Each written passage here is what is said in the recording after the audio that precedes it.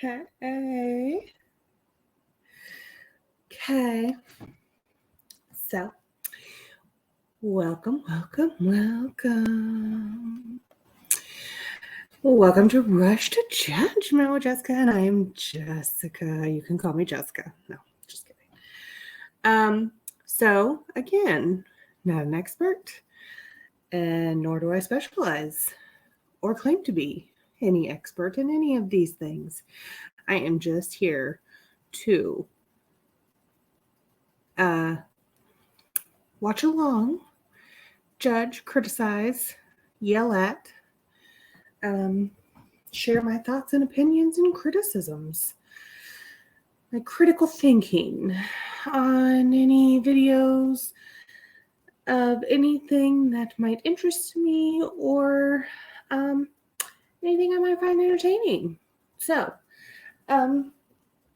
again, we are on. Again, before I forget, how are you? My day's been fantabulous. Okay. It is currently 11:50 p.m. on a fine evening. Okay, I am on about my fourth video so far tonight. So it's great. Wonderful. Sorry. Okay. It's actually starting to get a little bit spicy. The defense is putting on a really good show. So far, so good. The defense actually kind of gets in there, gets out. It is still, again, a prosecution that sits in there and drags their ass. So, why don't we just get into it? We're still on day 10. Defense, getting right in there. Let's see what we got. Why are you not doing that?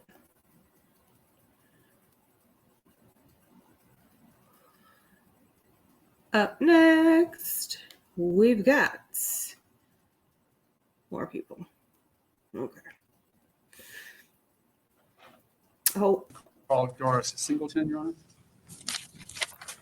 Doris Singleton.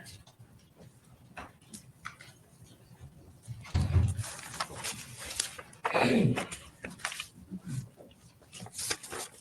don't know who you are. And a lot of them are, well, not a lot of them, but like ones coming up are like, oh, see? That's why. Singleton. Who's the officer? I'm going to swear affirm that the testimony you give will be the truth, the whole truth, and nothing but the truth. So help you God. Yes, I do.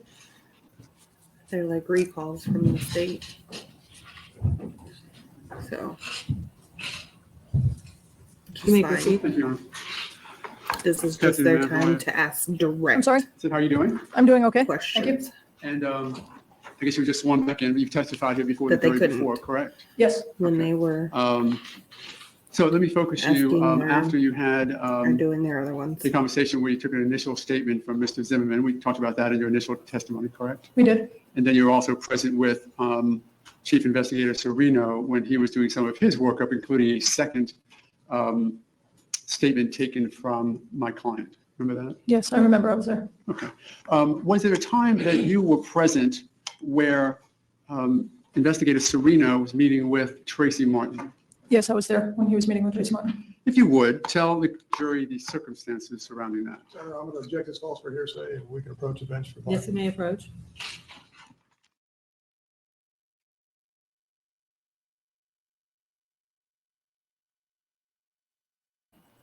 So Tracy Martin is dad, and they could call dad to the stand. I don't know why, or if they will.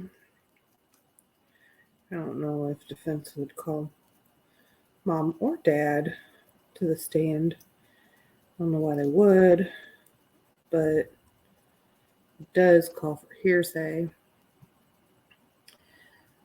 But I don't really know what they would want. I want to know why this young man wasn't identified to the fucking next day. That's what I want to know.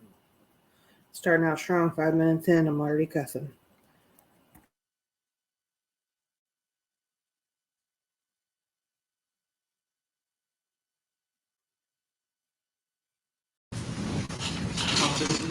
So we were at the point, I think, where you were telling us about an event with Officer Serino and Tracy Martin. Remember that? Yes, I do remember that. Okay. I think the last question was, can you tell us sort of the setting, sort of give us an outlay of how things were when you were there? Okay, I believe it was 2 days after the incident that Trayvon was shot, and Tracy Martin was there to speak to Chris Areno, and he was concerned that arrest hadn't been made, and Chris Areno was trying to explain to him the circumstance of the way. Hearsay. Your Honor, I would not be offering Officer Serino's statement as, for the truth of the matter, sort of rather laying out the foundation. I think that's an exception to the hearsay rule. I'm not going to get into what I'm speaking, I apologize. Okay, she could testify as to what she has observed and what the circumstances were, but not as to what anybody said. You're approved, Not as to what anybody said. including the other officer? Because if then I would need to go to the bench for that, Your Honor. I know the limitation we talked about already, just not that one. Well, go ahead and ask your question, and I'll wait for an objection. Okay, thank you. I think you were saying then sort of the setting, so if you would continue. Okay, the setting was in the office cubicles at one, and it was sitting, they were both sitting at Chris Areno's desk, Chris in his own seat, and an extra chair that had been brought over to Chris's desk so that Tracy Martin could sit. I believe it was his girlfriend that was with him. And they were there to so that Chris Areno could explain to them why, at this point, an arrest couldn't be made. And it was your understanding that Investigator Serino was still in the beginning stages of the investigation, is that correct? Yes, I believe it was either 2 or 3 days after the incident. And where were you sitting or standing while this conversation was occurring? I was sitting probably diagonal to the cubicles. The cubicles are sitting square, and there's a path between them that you can walk through, and then there's a hall. And I was basically in the hall. It's not really a hall, but it's where the cubicles would end before there's another wall that actually has offices that are walled. So I was probably about 8 or 10 feet from his desk. Okay. And did there come a time then that Investigator Serino played what we now know to be the Lauer 911 call from Mr. Tracy Martin and his girlfriend to listen to? Yes, he played it for them. And do you recall if it was played once or more than once? I recall it was played once. I'm not sure if it was played more than that. And without telling us the verbal response, what did Mr. Martin do in response to listening to the call? Same objection, Your Honor. Calls for Well, hearsay. she could describe what she saw, but not what she heard. You understand hearsay, right? And what you can and can't say. So I'm not asking you to tell us what Mr. Martin said, but I am asking you to give an observation as to his physical response. He was very upset. He was very sad. He hung his head. He cried. And did he give a response to Officer Serino? Yes. The next question, I think, might be objectionable for record purposes, Your Honor. What did Mr. Martin say in response to the question by Mr. Serino as to whether or not that was his son's voice? Same objection, Your Honor. Sustained. And no further questions for this witness right now, Your Honor, though. Statement has. No question. Okay, thank you. May Officer Singleton be excused? May Officer Singleton be excused? I would need to be recalled potentially as we go to the next couple Okay. of witnesses. Your Honor. You're subject to being recalled, so please stay in the building. You're excused from the courtroom. Call your next witness, please. We call Chris Serino, Your Honor. Officer Chris Serino.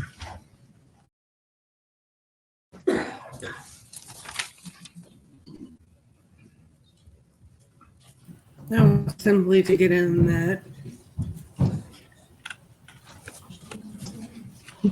he had heard it prior to.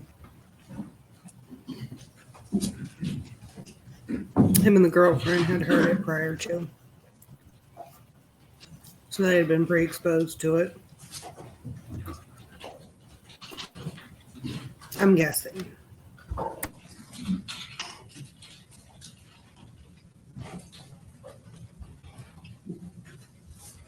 In the building, Your Honor, I believe he's on the floor.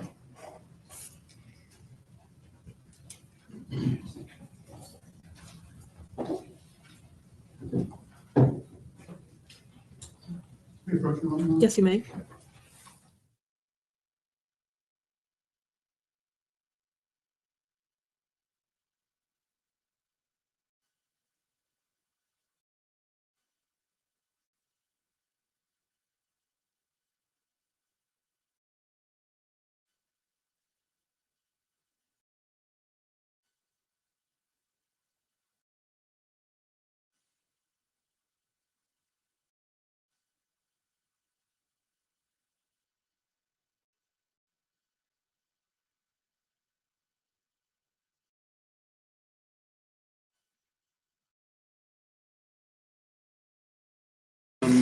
course, you testified here before the jury before today, correct? Yes, sir. And you're placed back under oath, so your testimony will be as well, testimony under oath. We had begun a conversation with your last testimony that talked about the ongoing investigation that you were in charge of regarding this case. You were the chief investigating officer, correct? Yes, sir.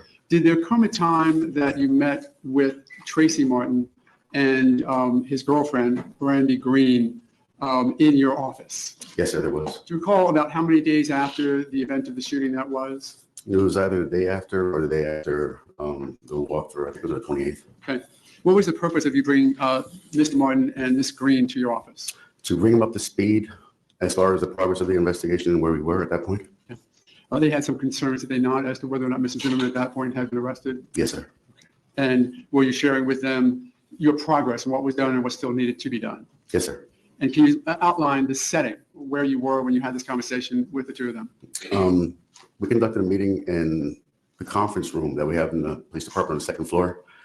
And after that, I went ahead and played the 911 recordings for him. Okay, do you recall where that recording playing or that recording took place? It was at my desk. Okay, and that was, as testified to by previous officers, sort of a cubby hole set up with 2 or 3 other desks in the close proximity? Yes, sir. And can you then tell the jury how that was set up, where you were sitting, where Mr. Martin was sitting if he was, and where Ms. Green was sitting? Okay, I was seated in front of my desk facing my computer monitor. Mr. Martin was to my rear left, and next to him was his girlfriend or fiance, Brandy, and kind of like in that posture. Okay, so if I'm sitting at my screen right here, are you sitting down? Yes, sir. Tracy Martin then was just over your left shoulder, Yes, sir. and then Brandy Green just behind or next to him? Yes, sir. Okay, and what was the focus at that point? The audio portions of the recording that was playing on my computer. We know, and I want to focus you on what we have shorthand called the Lauer 911 call. Do you understand what I mean by that? Yes, sir. And that is a call that has the screams on it and the gunshot? Yes, sir. And did you play that for Mr. Martin and Ms. Green? Yes, sir. I played all the recordings for him. Okay. Focusing on the 911 call, we just talked about the Lauer 911 call. Tell me how you played that, what volume, or how the setting of that occurred. I can't recall the number as far as the volume went, but it was audible, relatively clear, as clear as I had. It was played off of I believe off of a CD. It might have been digital, an email. I don't quite remember, but it was played and it was audible. Okay. And what was Mr. Martin's response? Emotional, understandingly so. And I let him listen first. I'm sorry? I let him listen first before I asked anything. Okay. And what did you ask him? I believe my words were, is that your son's voice in the background? Or something. I think I said a little differently than that, but I inquired as if that was, in fact, his son feeling for help. And what was his response? It was more of a verbal and nonverbal. He looked away and under his breath, as I interpreted, said no. Did he ever ask for him again that time? I don't believe so. Did he ever evidence to you any concern with being able to hear the tape? Yes, What? sir. Had that occurred, would you have sympathetic Daddy said no? the second time? Absolutely, sir. It don't mean nothing. Daddies don't know a whole And lot. Ms. Green, what was her response? She was consoling him. I didn't hear a response from her. Did you ask her specifically whether or not she believed it to be Trayvon Martin's voice? No, sir, I did not. Did she offer any opinion voluntarily as to whether or not she believed That's it not was fair. Trayvon I don't Martin's know what voice? type of Not that I daddy he recall, is, sir. but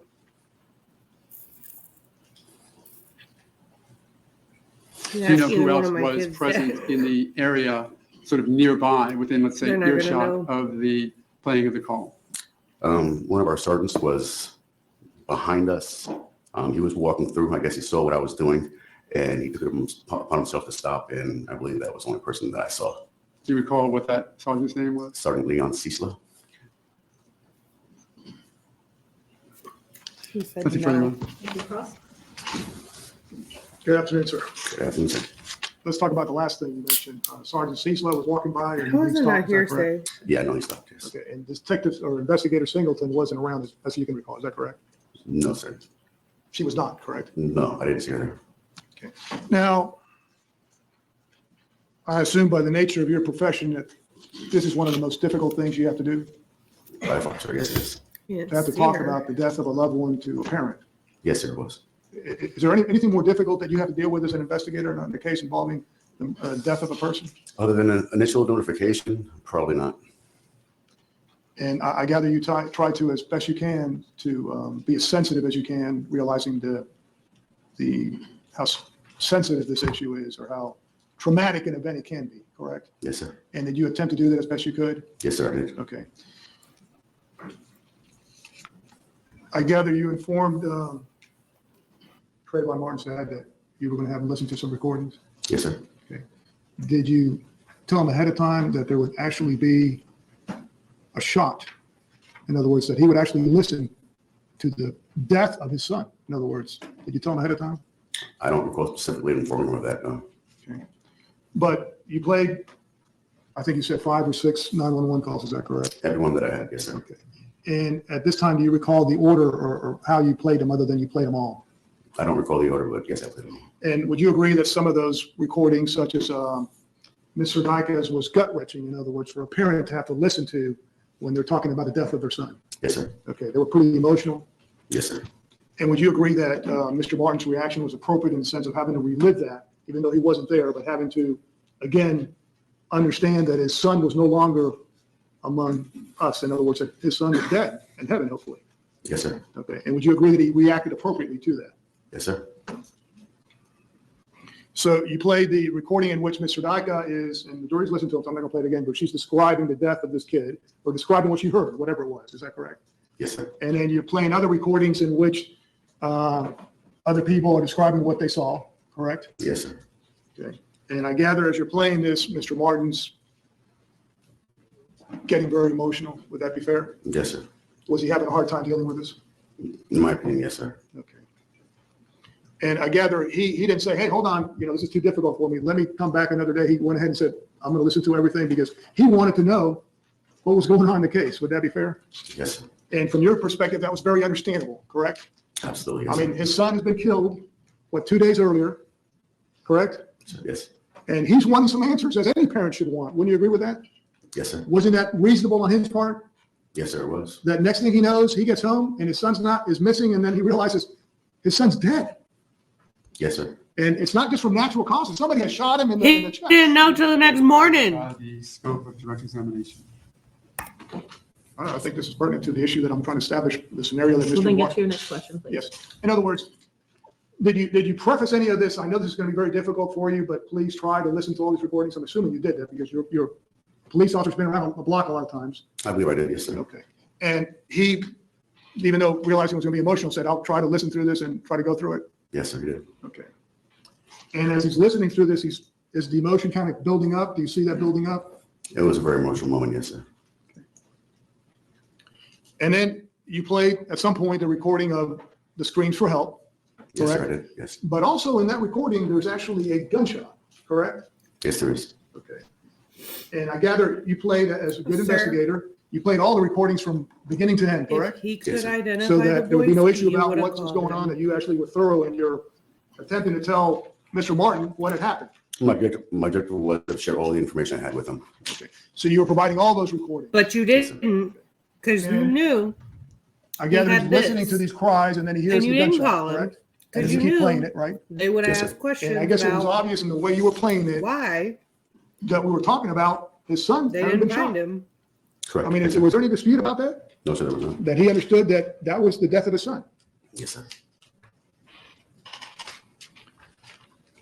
And I gather you being as sensitive as you can based on these circumstances. Well, I'm assuming it was emotional for you too.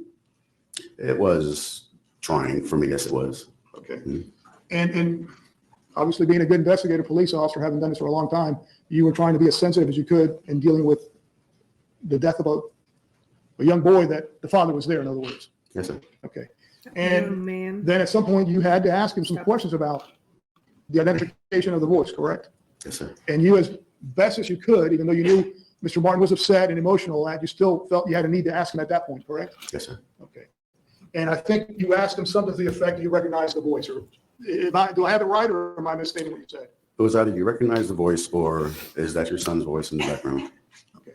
And as this was going on, when you specifically asked him that, I think you described Mr. Martin that his head was down, correct? It was more like looking away from Me and the computer. Like he didn't even want to deal with it. Is Yes, that how sir. you interpreted it? Yes, sir.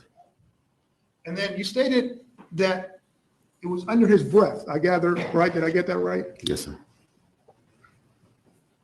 And you interpreted it as he said no, correct? Yes, sir. I mean, you didn't flat out hear the word no unequivocally, or did you hear it like something under his breath and he was distraught? I heard it and saw the movement of his mouth. Okay, so you believe, your opinion is that he said no. Yes, sir, it Okay. is. Now, do you know if that no was directed to the fact that you had just played literally not a videotape of his son's death, but an audio tape, or was it related to the identification of the voice? Do you know? We have checked around, that would be speculation at this point. It's the same. Would you agree that when you asked him that, that was after you had played the recording in which you were asking him to identify the voice, but in that same recording, he was hearing for the first time, right, the death of his son, Yes, sir. right? As Yes. far as you know, he had never heard this shooting before in terms of his son being killed. Yes, this was prior before it was released, so it had been the first time. Okay.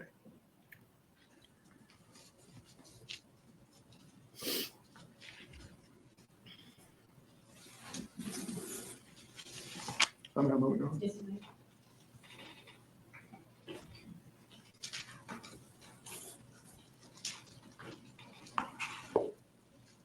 And sir, I gather in all your years of doing this, when people are hearing about the death of a loved one, even when you go like to the door, when you go to their house or something, most people, they react like, oh no, like my God, something's happened. Their son or loved one is no longer around. That is that a normal thing that people, or do people just react, oh, okay, no big deal?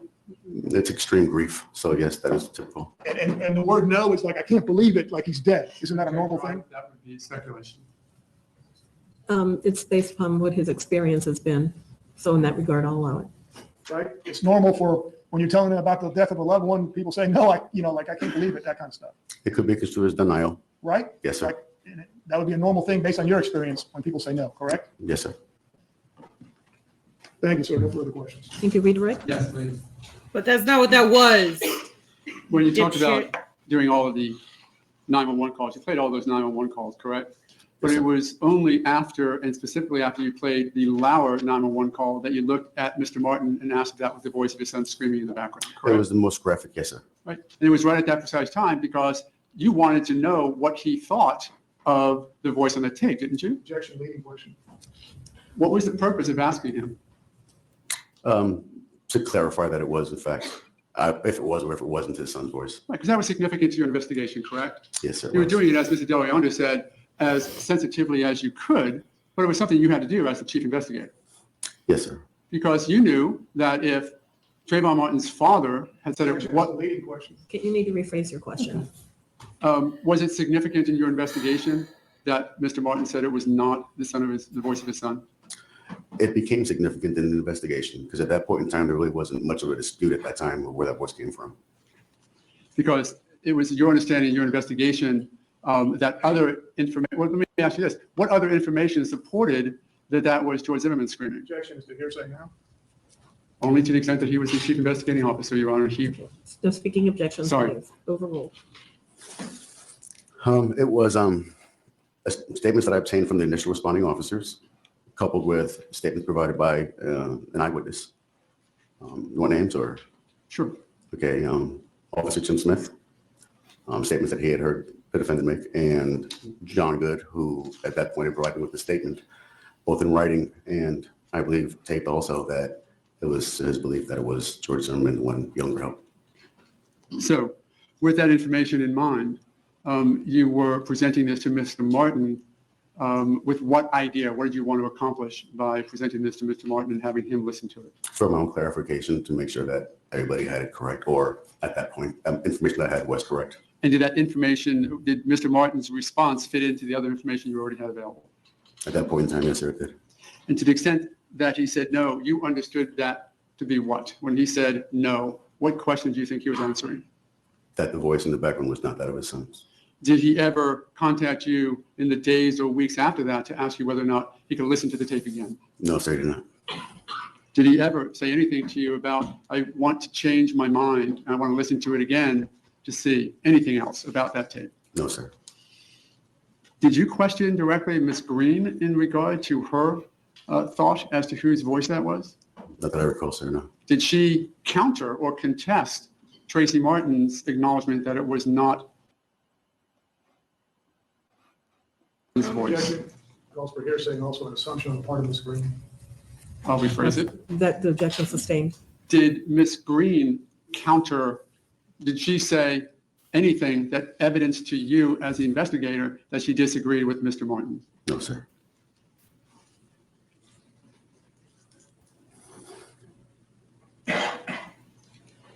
Though it was undoubtedly a very emotional time for Mr. Martin and also for you, do you have any concern that he understood your question and then he answered it by saying no? No, sir. Thank you, nothing further. No further questions. You were asked Move about on. information you had prior to that, Yes, sir. and you mentioned Mr. Good, correct? You Yes, sir. mentioned Mr. Good, and you mentioned the defendant, Mr. Zimmerman, correct? I didn't mention Mr. Zimmerman. That was independent of Mr. Zimmerman. Okay, you mentioned Tim Smith, Yes, sir. that he had actually heard the call, or he just said, this is what Mr. Zimmerman said? Yes. Okay, right? Yes, based on what Mr. Zimmerman said to Officer Smith. Right, and you recall when you played that recording to Mr. Zimmerman, that Mr. Zimmerman said, it doesn't sound like me. You recall that? Yes, I did. In terms of, you played that 911 call, and he told you, it doesn't sound like me, correct? I believe his words were, that doesn't even sound like me, quote Thank you. unquote. Thank you, sir.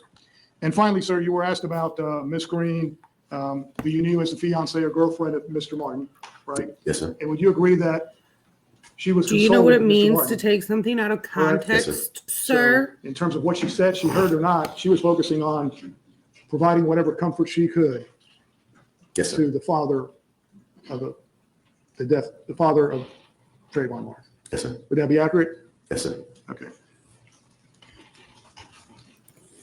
Now, I gather in all your experience, you've never had a recording such as this where you don't just have a voice, but you also have the shooting itself all in one recording, or have you had that before? No, this is the first. That's the first time? Yes, sir. So it was pretty emotionally draining for you two, I'm assuming, having to play that for the victim's dad. That and the circumstances surrounding the entire incident. Yes, sir.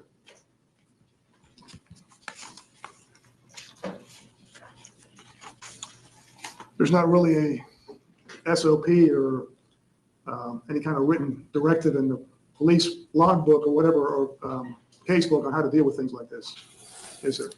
Other than calling for spiritual assistance and support. But at that point in time, that interview or that debriefing or that briefing of the family, there is no that I'm aware of. And I gather in the reaction of Mr. Martin, you kind of sensed what he was going through too. Oh, yes, sir. Was it obvious? Very much so. Thank you, sir.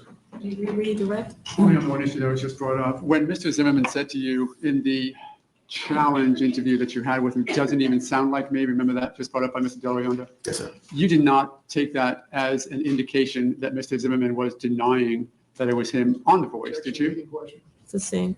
Did you, when Mr. Zimmerman said that to you, what indication did that give to you? As typical as somebody hearing their voice on recording, a lot of people they don't recognize their own voices. It's a little bit different hearing it than how it sounds when you're speaking it. Within the context of your investigation, did you accept that to be a denial by Mr. Zimmerman that it was actually his voice? No, Or just that he didn't recognize his own voice? I didn't take it as a denial, and I took it as him not recognizing his own voice. Thank you. Thank you. May Officer Serino be excused? At this time, subject to recall. Okay, you're excused, but subject to being recalled. Thank you, sir. Call your next witness, please. Recall George Zimmerman.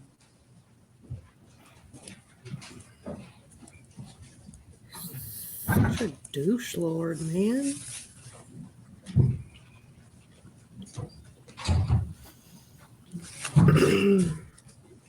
Like, these are the police, and you're being mean as fuck to them.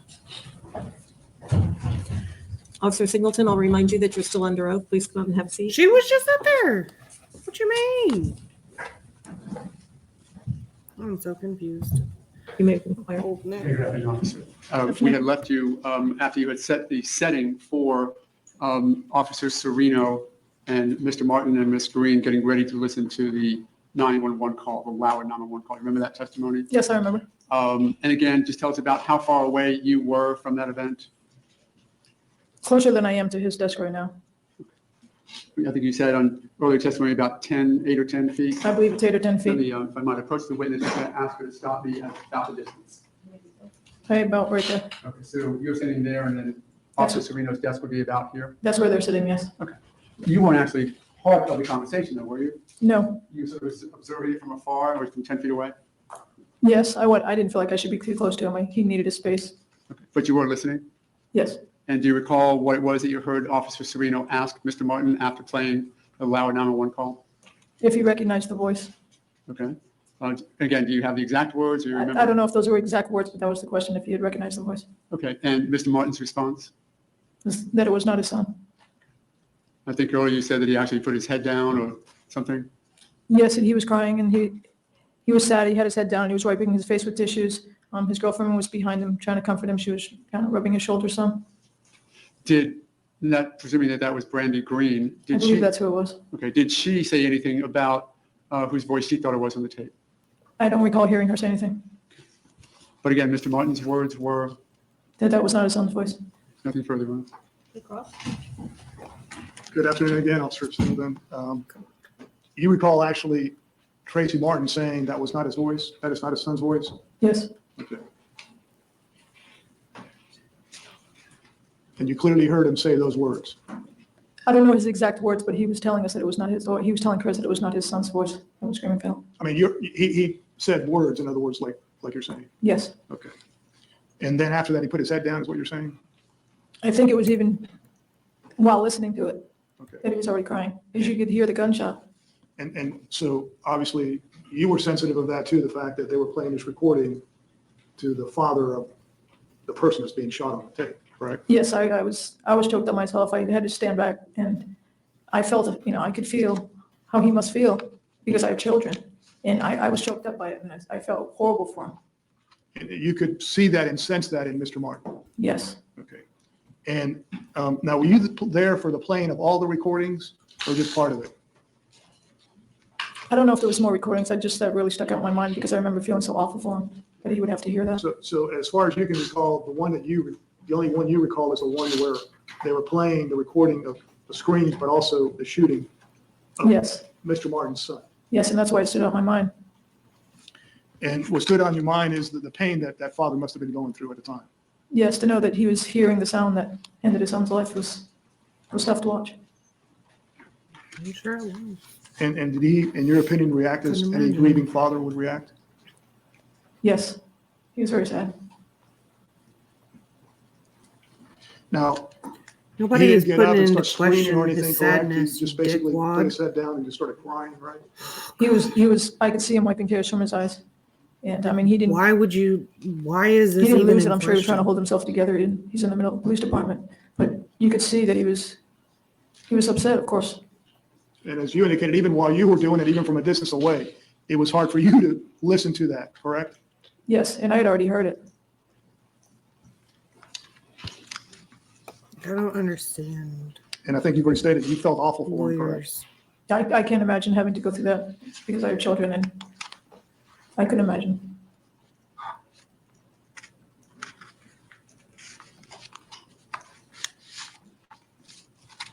Thank you, man. As sad as it was, both for you to listen to and obviously for Mr. Martin to go through, is there any doubt in your mind that he had said that that was not his son's voice that he heard screaming? No, there's no doubt that he was telling us that that didn't sound like his son to him. Nothing further. May Officer Singleton be excused? Yes, Your Honor. You're excused, subject to being recalled? Today? No. We'll call you. Thank you. Call your next witness, please. Defense would call Adam Pollock. She's like, today? Yes, you may. The hell?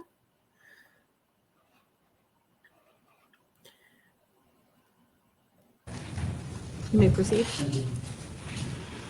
Good afternoon, sir. State your name, please, Adam Pollock. and your occupation. I own a gym and I'm a trainer.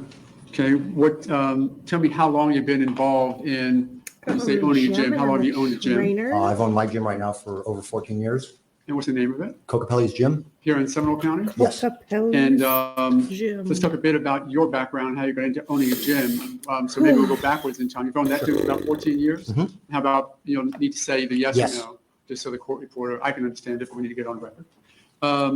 So let's go back before No, you it's owned the almost gym. Christmas. Were you We're involved not in gonna do training or like activities? Absolutely. And tell me if you would, what your first experience was in this area that you've taken on as your What career. you do for I kids for started in the gyms at Christmas about 4 years old, and I've been in the gyms when my they entire don't life. need anything. I started as a competitive athlete and worked into a trainer, and that eventually led into being a gym owner and just kind of worked into it. That's what I do now. Okay, when you say competitive athlete, tell us a bit more about what that means. I started off as a child playing a variety of competitive sports, including soccer, basketball, racquetball. I actually toured for a while as a pro in racquetball, fighting for boxing and Muay Thai. Tell me, let's focus then on the experience you've had in fighting and tell me about that. I've been involved in fight training for a majority of my life. I started competing regularly after about 18, and I did that for quite a few years. What type of competing are you speaking of? For Muay Thai work. And explain, if you would, to the jury what that is for those of us who don't know. Very much like boxing, but it's another ring sport like boxing. But with Muay Thai, you're allowed to punch, kick, knee, elbow.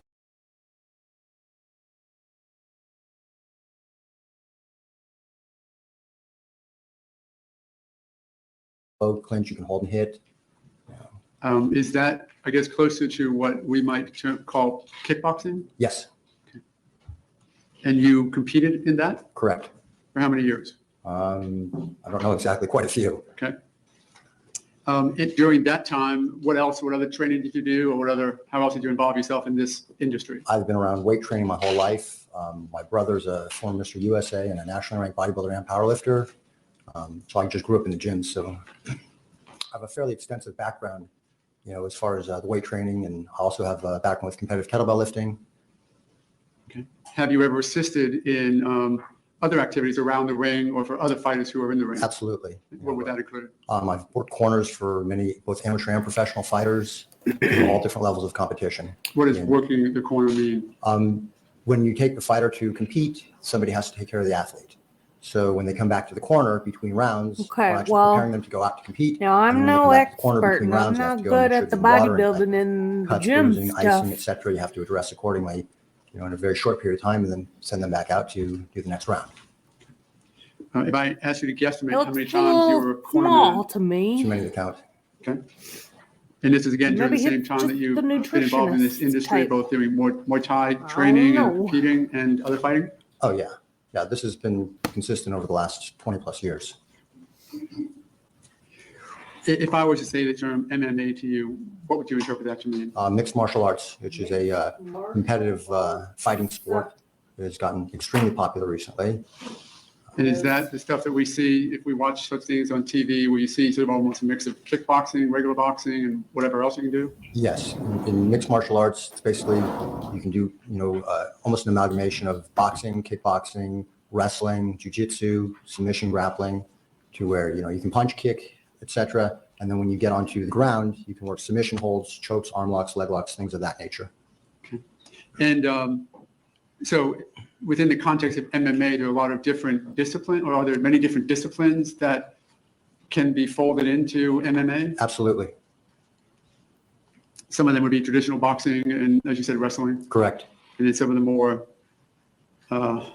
unique ones like Muay Thai.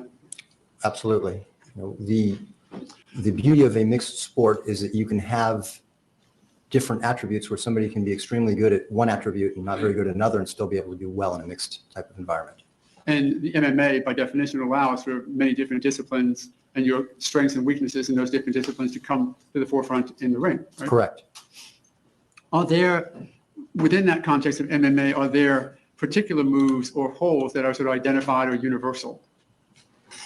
Yes. Okay, I'm sure there's probably 1,000. Well, I'm going to focus you quite on a few. Okay, I'm going to focus you on one until you can explain that. Do you know what the term ground and pound means? Yes. Have you ever used that maneuver before I have you explain it?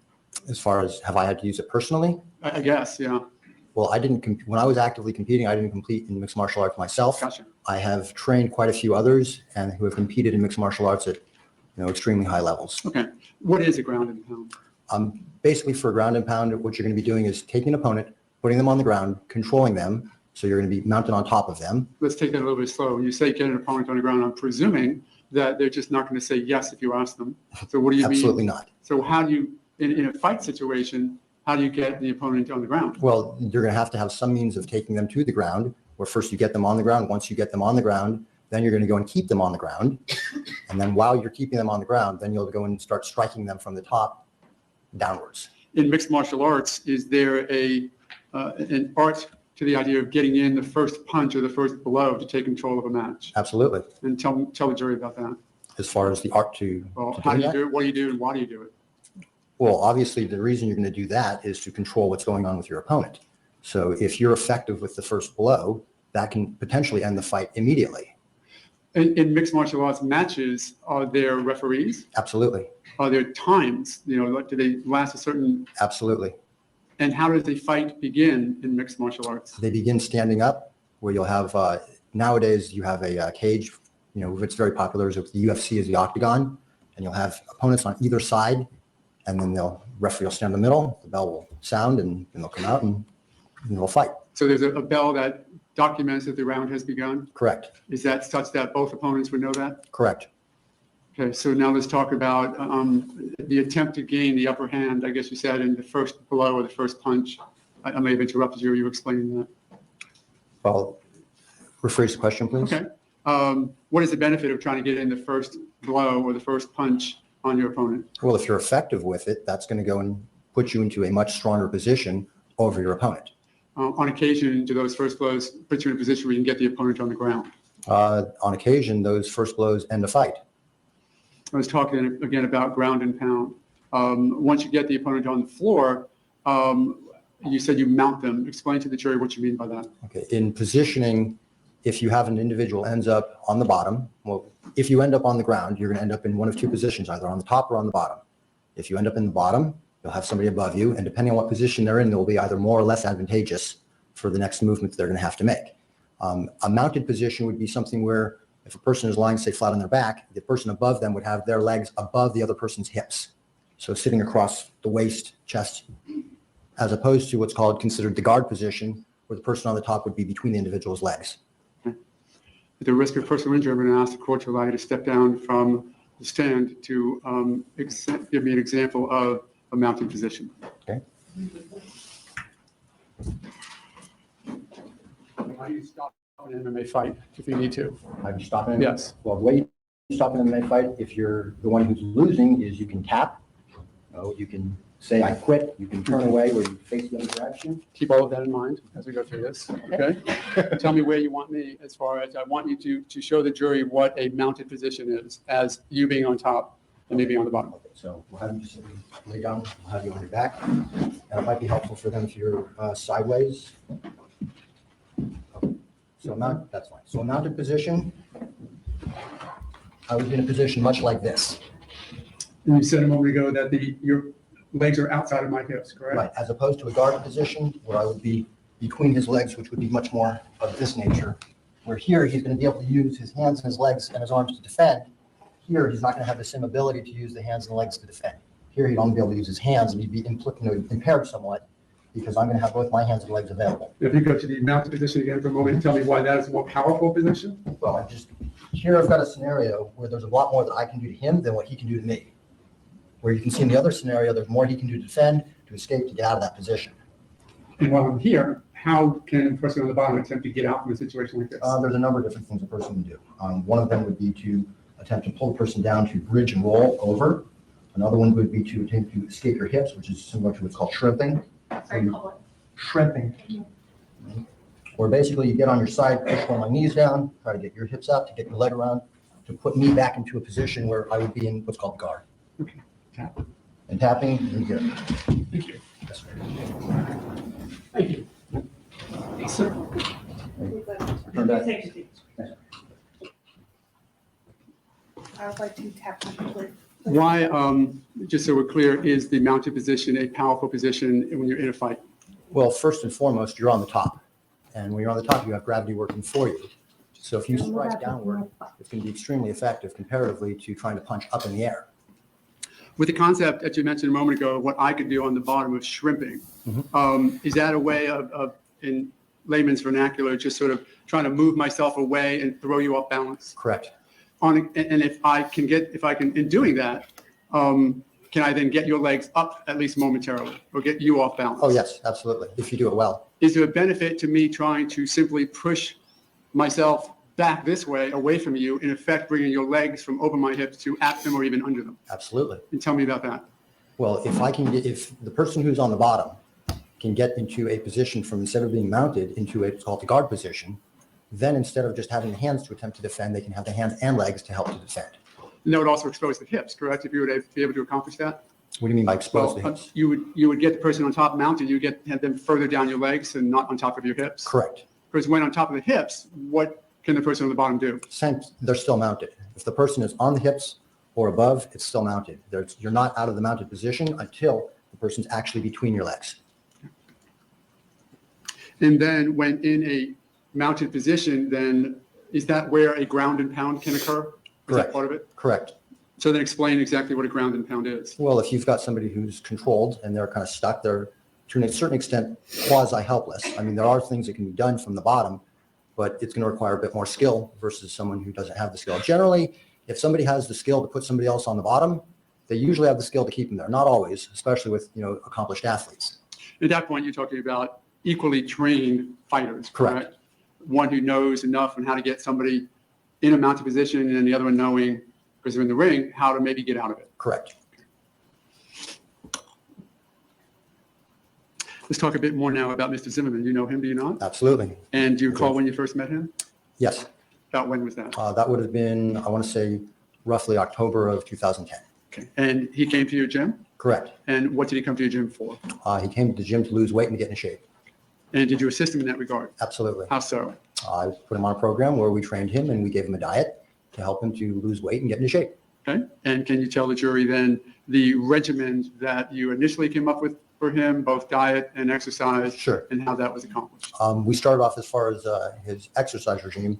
We started him off with grappling based upon his work and school schedule because of availability. And when we offered the particular classes, we have different classes at different hours of the day, and those particular classes worked for his schedule. So did he pick his classes then based upon his school and work schedule? Yes. It wasn't because he wanted to learn one particular form or idea over the other? I believe when he first came to me, he actually wanted to learn how to box, but the scheduling wasn't available for that. So he chose grappling instead because that was available. If you would explain to the jury, we may have a little bit here, but explain to the jury what grappling, how you define it, what that is. How I define grappling Yes. in layman's terms? Yes. Think of it much like wrestling, only with wrestling, the purpose is to pin the person on the ground.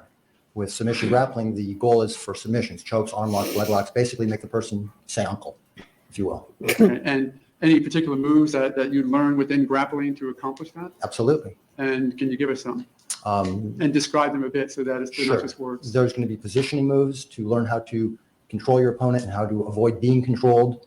Things like shrimping, bridging, side control, how to go and control your base so that you're able to go and move your hips appropriately.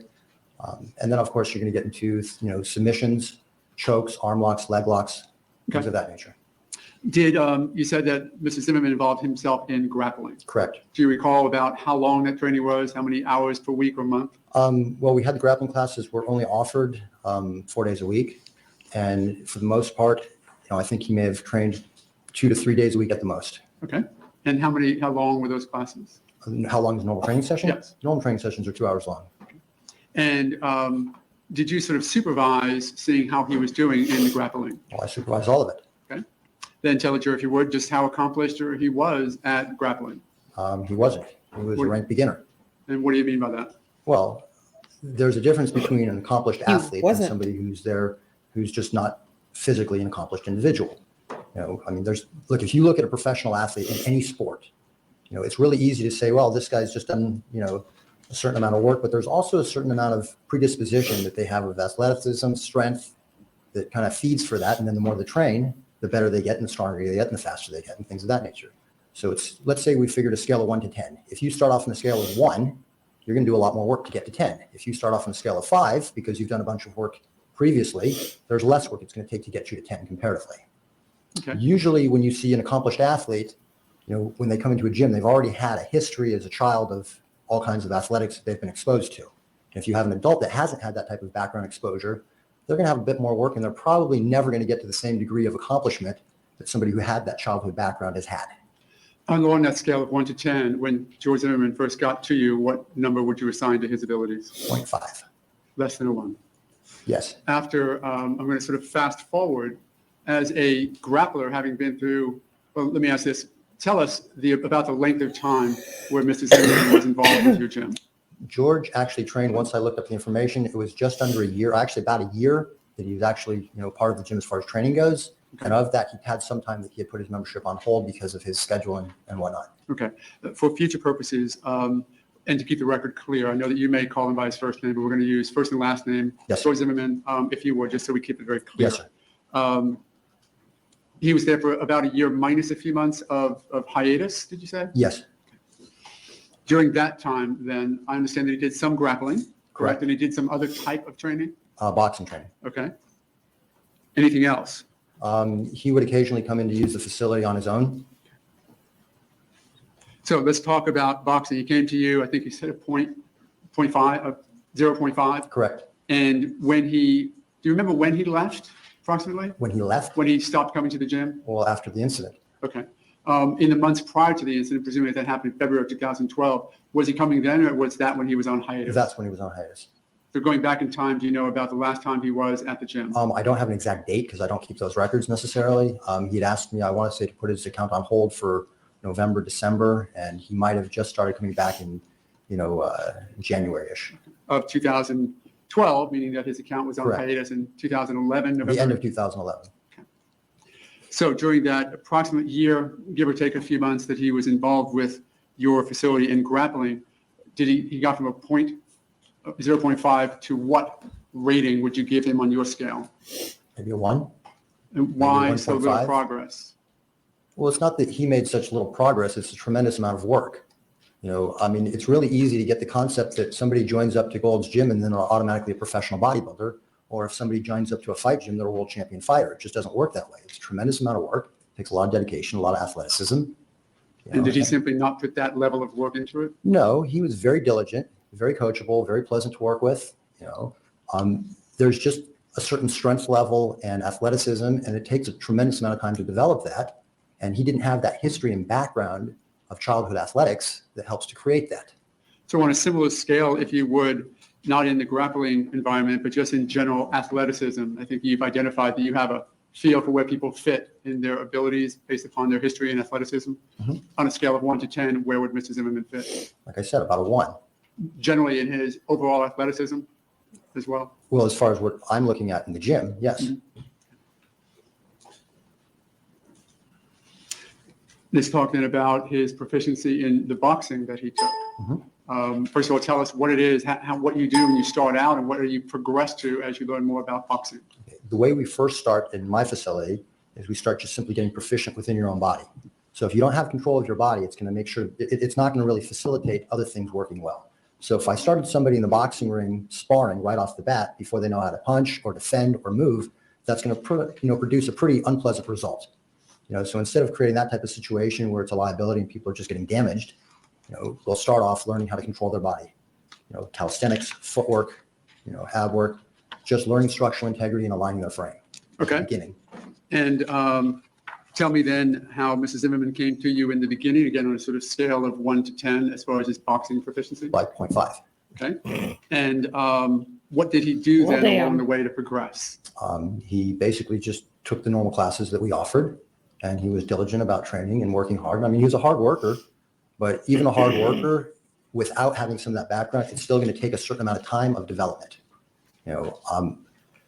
I've had guys that start off with tremendous levels of athleticism, and they can get themselves to a fighting level generally within about a year, sometimes 2, to actually be a skilled competitor. Because I don't throw people in the ring. There are some gyms that they'll throw somebody in the ring. They've been there for a couple of weeks. They'll just throw them in there. If the person gets hurt, well, too bad for that person. I don't do that. So if somebody's not skilled, they don't get in the ring. That's all there is to it. Did Mrs. Zimmerman ever get in the ring? No, Why not? because he wasn't skilled enough for that. Mr. Zimmerman, worked diligently at learning how to control his body better than what he had. And, the steps that we'll start off with all this calisthenics, then we'll put a person on the heavy bag where they'll start to learn how to throw a punch with shadow boxing and heavy bag work. And once they get proficient with that, then we'll start pairing them up with a partner for doing defensive counters where somebody would throw a punch at them and they learn how to go and defend the punch, catching, parrying, redirecting, lever stopping, etc.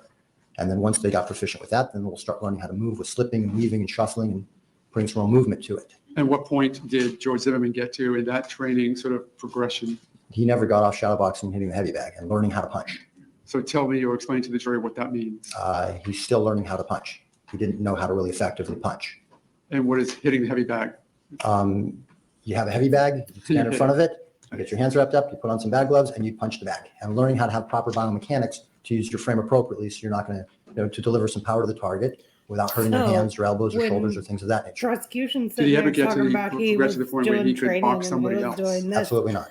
This is And the one that's why- training him, saying You may have just answered He this, I apologize, sucks. but why would you not let him get to that point? Or why did he not get to that point? It's not a matter of me not letting him get to that point. It's a matter of him simply being physically accomplished to do that. If somebody's not physically accomplished to do that, I'm not going to put them in he harm's way. just wasn't there yet. He hadn't gotten there yet.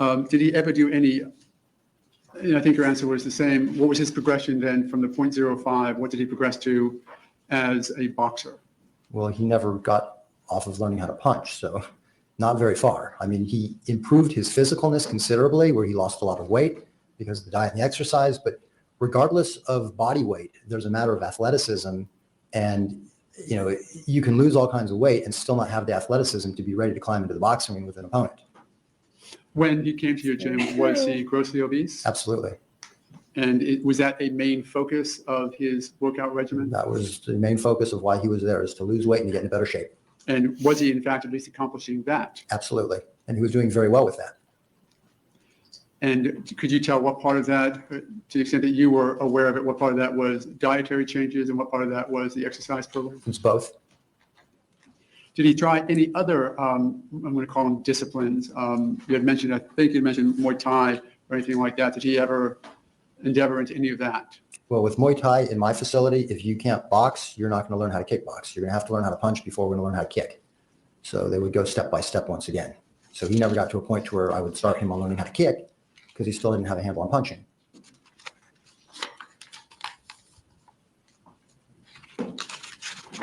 Well, jeez.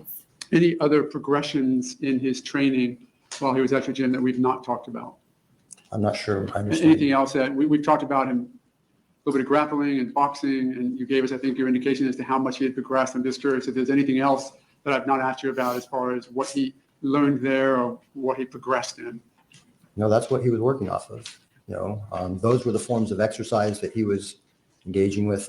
He did do a little bit of, weight training on his own because we've got a facility where it's available for that, but that was not a consistent, frequent thing.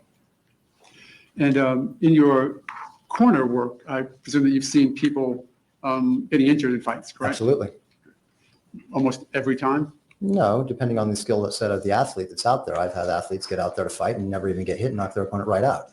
I've had other guys that come back to the corner and that eye is swelled completely shut. You had an opportunity to see Mr. Zimmerman shortly after the altercation with Mr. Martin, correct? Yes. Can you tell the jury when that was? I don't know the exact date, but I would say it was within a couple of days after the incident. And describe him, if you would, as you noticed what he looked like. He had black eyes, his nose was scraped up, he had some bandages on his head, and that as far as the obvious, physical bruising that he had. He looked emotionally traumatized. Have you seen that in fighters that you've worked with?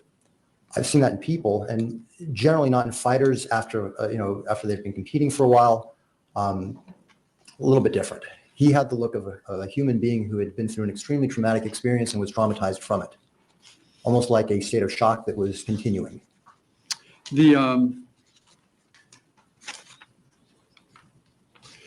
Did he have a conversation with you where he discussed shrimping in regards to this event? Yes, he did. What was that? When he came, Please punch.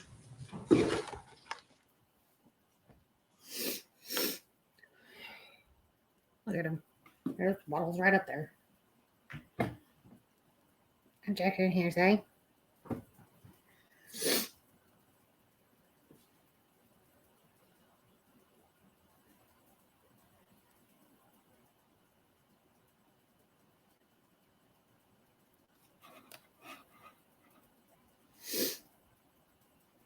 That's been objected to and sustained, which means you can't tell us what the other person said? Yep. But if you can tell us in your words.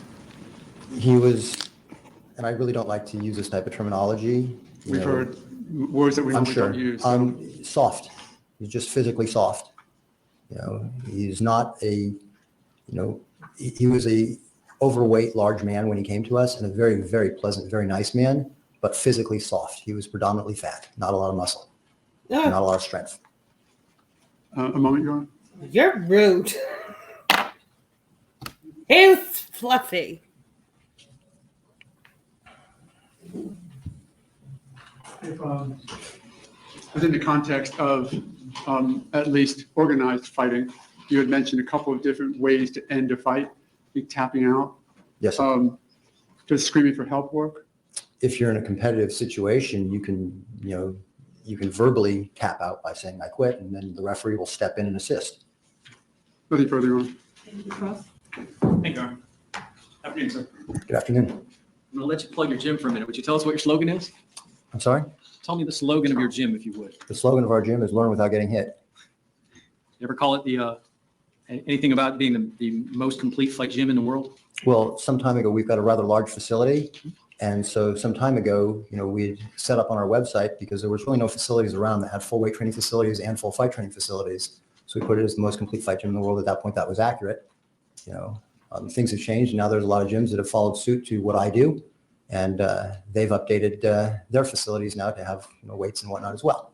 Speaking of other gyms, I understand that Mr. Zimmerman was going to yours for, I guess, somewhere, I think you said between October of 2010 and the end of This is where he 2011? gets snarky. Then he took a couple months off and then came back. Basically. Okay.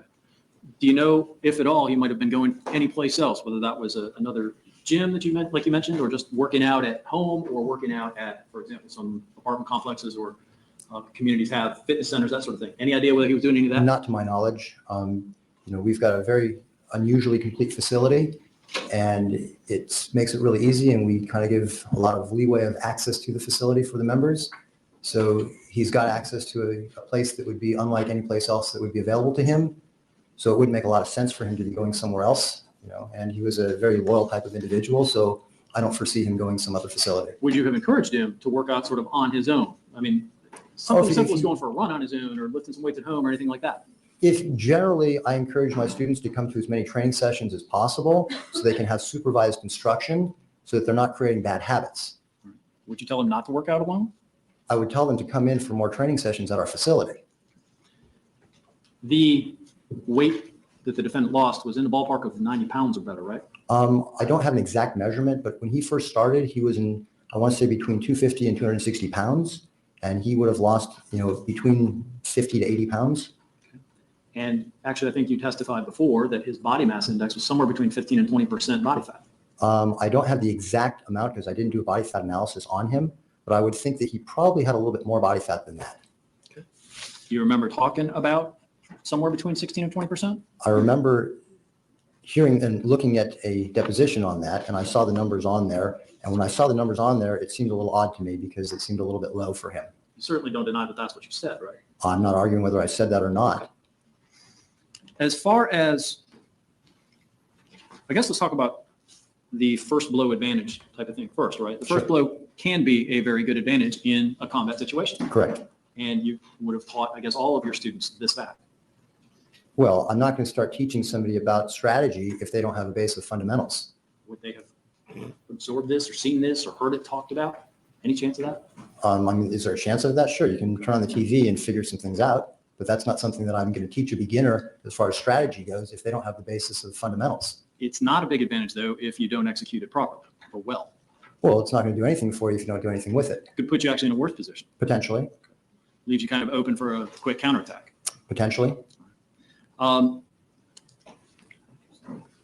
far as grappling itself Check. goes, you said that that was actually what you started the defendant in, right? Correct. And I think you characterize it as sometimes when you're rolling around on the ground, a lot of things can happen to you. Correct. Scuffed up, marked, scraped, sometimes even cut. Depending on what you're rolling around on, absolutely. And you talked about some techniques, bridging and shrimping and that sort of thing. Those are designed actually to move you from a unfavorable position to a less unfavorable position. Correct.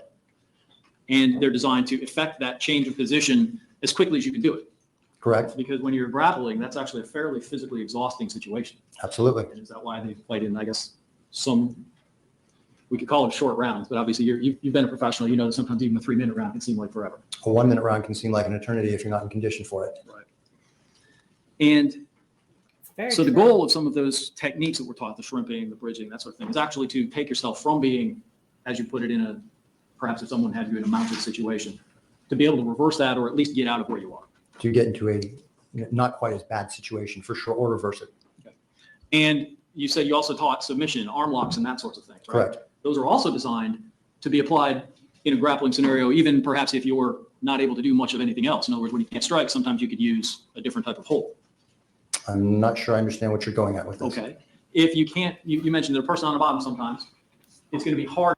Okay, but we're going to get back to the fact that Trayvon Martin did not have any other scratches, cuts, bruises, contusions, or anything else on him.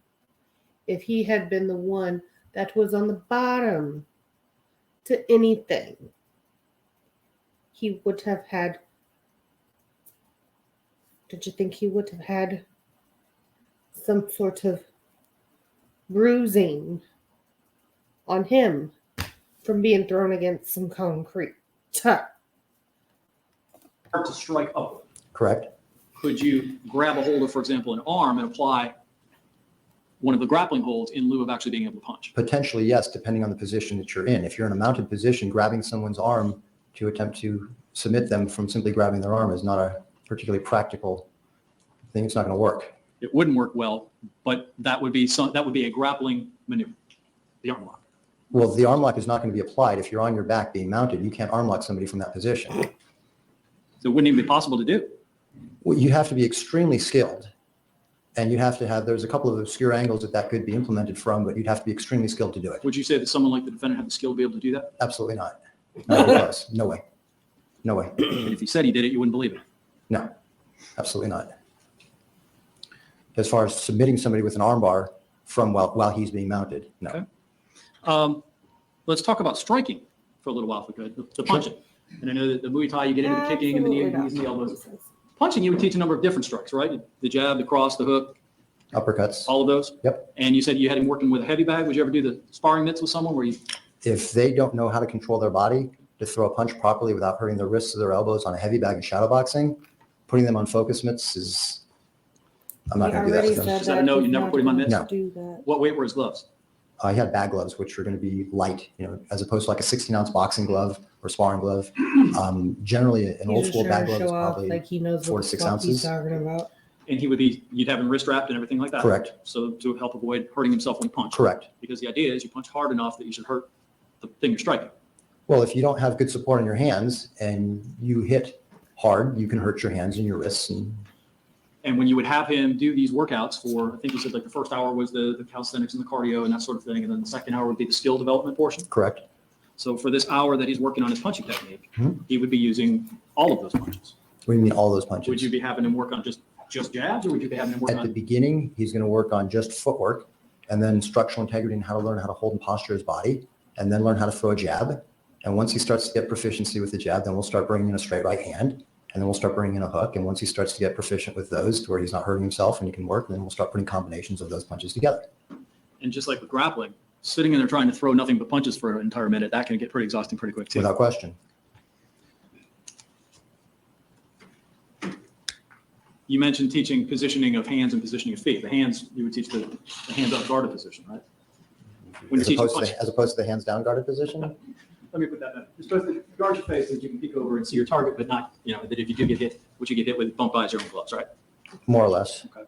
Would you teach the proper position to hold your hands? Correct.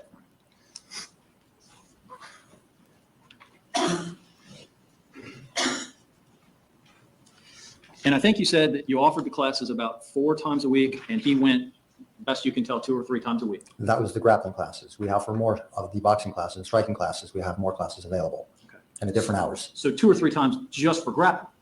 Mhm. Is that yes? Correct. Now, he did not do grappling and striking training sessions simultaneously. He did one or the other. All right. So if he did 2 grappling sessions a week, then we might have 1 striking session? No. No, he did a number of months where he did just the grappling sessions, and then his school schedule, work schedule, whatever it was, changed. And so he came to me and asked, well, what can we do? Because my schedule changed. and the time slots work for him to be able to go into the boxing classes. Interspersed with those would be what you referenced, the occasional weightlifting and the other sessions that he would do. What other sessions? You mentioned that he would sometimes come in to work out and weightlifting and things on his own. Right. Okay. Right. So we're But that talking, was not a very regular thing. You know, I mean, probably a dozen times over the course of the year that I, recall seeing him come in to go and once or twice a month. something like that. Yeah. So we're talking somewhere between, sounds like 6 to 10 hours a week, depending on what week it was. I think, no, 6 to 10 hours a week is a little bit more than he did. Okay. Aren't the sessions 2 hours? 2 hours long. And if he trained 3 times a week, that would have been 6 hours. So it wouldn't have been any more than 6 hours a week. That would have been a max. And there were certain weeks that he had things come up that he didn't show up at all. And when a person works out at your gym, I guess y'all take care, try to make sure people don't hurt themselves. Correct. That they don't get in situations they can't handle. Correct. And you would never want them to put themselves in a situation that they weren't ready to handle. Correct. I'm just asking, occasionally that would happen anyway? I'm sorry? Would that occasionally happen anyway, not under your supervision, but you said that you've seen people try and get in the ring and fight and do things that they're just not ready to do? Oh, I've seen that not in my facility. I've seen that in other gyms before. People think they can do it and they're not ready to do it? Absolutely. Doesn't stop them from trying, it just stops them from having a good outcome? Correct. Anything else? Thank you. Another question? Thank you. Any redirect? Very briefly, Your Honor. So as to when we talk about the progression, his proficiency in boxing, jabbing, and then other things, hooks and whatnot, had he gotten at any level of proficiency where you could work with him on other strikes, or was it just still punching the bag? Just punching the bag and shadow boxing. And the actuality, he really predominantly just worked on throwing the jab in the right hand and just, barely starting to learn how to throw a hook. Okay. So he had not yet gotten proficient in the jab. Would that be He had accurate? not gotten truly proficient with all of it. Or with any of it? No. I mean, he was doing pretty good within his own scope with these stretches and exercises, and he was a hard worker, but he was not an accomplished athlete in any way, shape, or form. When Mr. Manti asked you about arm locks and things like that, you were talking about somebody who's fairly proficient in it, correct? They'd have to be from the positions he was discussing. Did you train Mrs. Zimmerman at all in anything having to do with arm locks or things like that? He wasn't accomplished enough for that. Okay, so he had not gotten any experience in arm locking and stuff. Well, he'd been around in a class when we were covering things of that nature as far as chokes and arm locks, but that was not something that he could pull off. But even if I never came to your gym, if you jumped on top of me, I might grab your arm and try and Oh, take it absolutely. away, right? Absolutely. That would not be what you would define as an arm lock, would it? Not even close. That would just be a grabbing of a hand. It's a reflex. Understand, what we do is we try to go and train a skill set to where you're having conditioned reflexes. That takes quite a bit of work. You had said you Yes. defined Mr. Zimmerman as soft, sort of in the beginning of all of this. Mhm. How was he when he left your gym? How would you define him? Well, he had lost quite a bit of weight, so he was in physically better shape as far as the amount of fat he was carrying comparatively, but he still had a long way to go. He wasn't, shredded and ripped like a competitive fighter or bodybuilder or anything of that nature. He still had more body fat to lose. He still could have stood to use to go and gain a bit of muscle. He was greatly improved from the way he first started, but he was by no means ready for being a competitive athlete by any stretch. As far or as even his- dealing with any type of competitive athlete. As far as his athleticism, at the end, when you last saw him in the gym, would you still consider him soft? Absolutely. Nothing further than you want to think. Thank you. May Mr. Pollock be excused? Yes, Your Thank you very much for your Thank you. excuse. Call your next witness, please. Any chance this might be a decent time for a break? I can organize witnesses a little bit. I'm sure we'll take a 15-minute recess. Ladies and gentlemen, please put your notepads face down on the chair. And follow Deputy Darvis back into the jury. Road.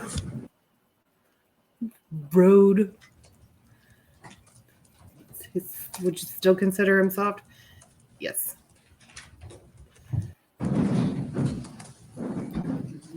Tracy Martin, Your Honor. What? What? You called Dad up? What? Hold I up. solemnly swear or affirm that the testimony you give will be the truth, the whole truth, and nothing but the truth, so help you God. I do. Holy shit. And we're off. What they doing? You may proceed. Good afternoon, sir. Good afternoon. State your name, please. Tracy Benjamin Martin. And of course, you're Trayvon Martin's father. Yes, Oh. You've been here for the testimony throughout the trial, correct? correct. Including today when we had a couple of officers testifying about an event where you had gone to meet with investigator Chris Serino at Sanford Police Department. Do you remember that? Yes, Do you remember the event itself, having gone down there? I believe you went with Brenda Green. yes. Okay. Did you have a conversation with Officer Serino about why he wanted you down at the station? Yeah, initially, we were going down to the police department to make sure that he had verified that Trayvon had been identified. Detective Serino didn't bring me to the station. I actually went to the station myself. Okay, with Ms. Green? Correct. And at some point, you did go back to his sort of office cubicle area and listen to some tapes, is that correct? Correct. My understanding is, from my knowledge of the discovery, was that you listened to a number of tapes, one of which was the tape that we're identifying as the Lauer 911 call, correct? Yes. And he did play that for you? Yes. And were you listening to it as he played it for you? Yes. Understand that it was difficult to listen to. It included the shot that ended your son's life, correct? Yes. At the end of that tape, do you recall Officer Serino asking you whether or not you can identify your son's voice? Not those exact words, but something to that nature. Yes. Okay. Do you recall the words as best you can recall that he used?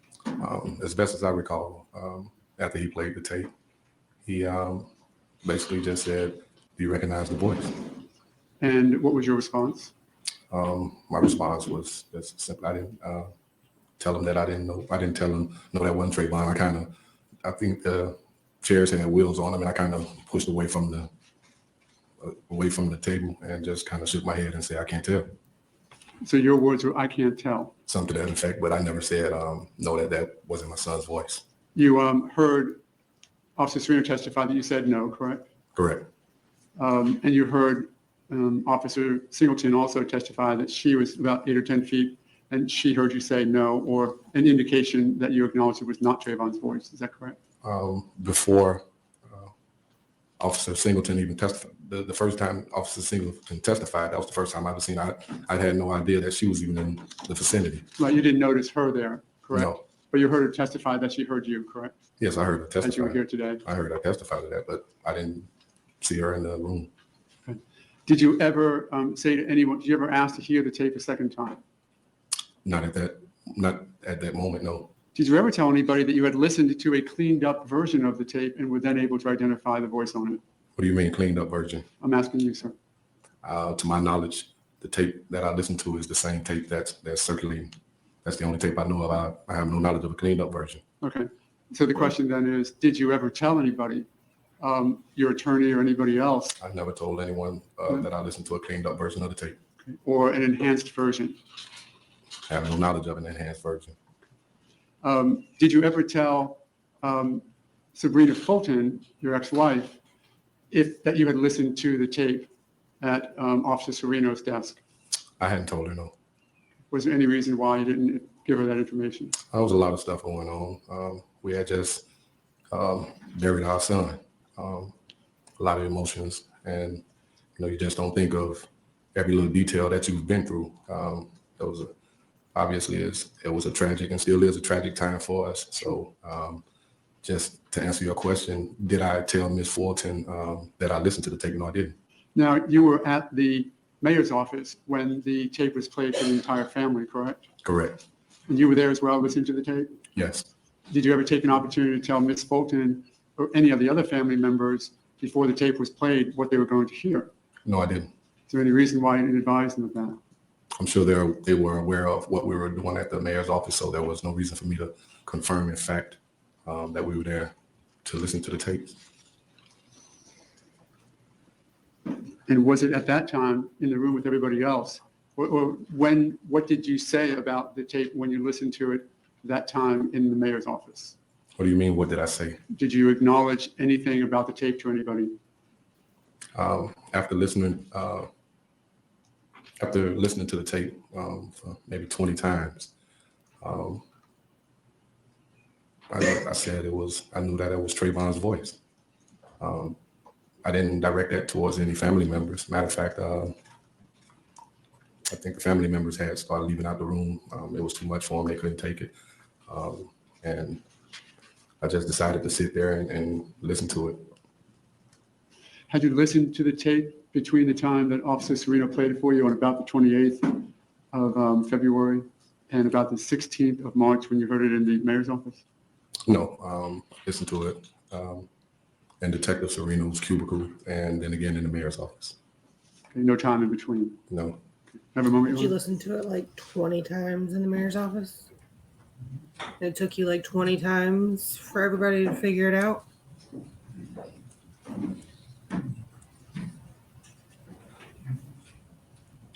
Thank you, Your Honor. Thank you, Cross.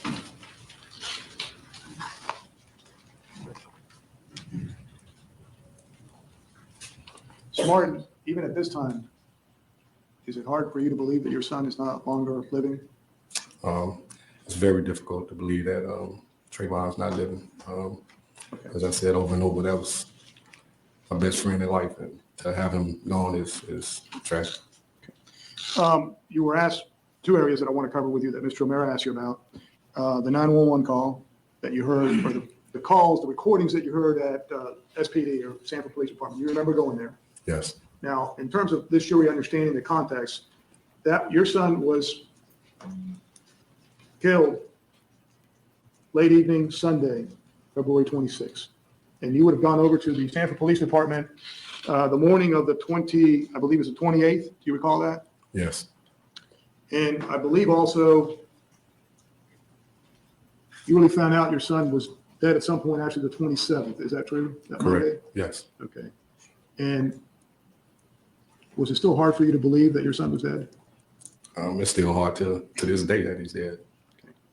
And officers had come to your house, I believe, on the 27th and told you that your son was dead, right? First, they wanted to verify that that was your son in terms because he didn't have a ID with him. So they wanted for you to verify that he was the person that they found out in the courtyard of that retreat at Twin Lakes where Brandy Green lived, right? Correct. Okay. Why did it take so long? And I gather you went and got a picture of your son just to show them who your son was, or did they show you a picture of the person that at that time was just described as an unknown person out of the courtyard? They showed you a picture of the body there on the ground, correct? Check, Your Honor. May we approach? Yes.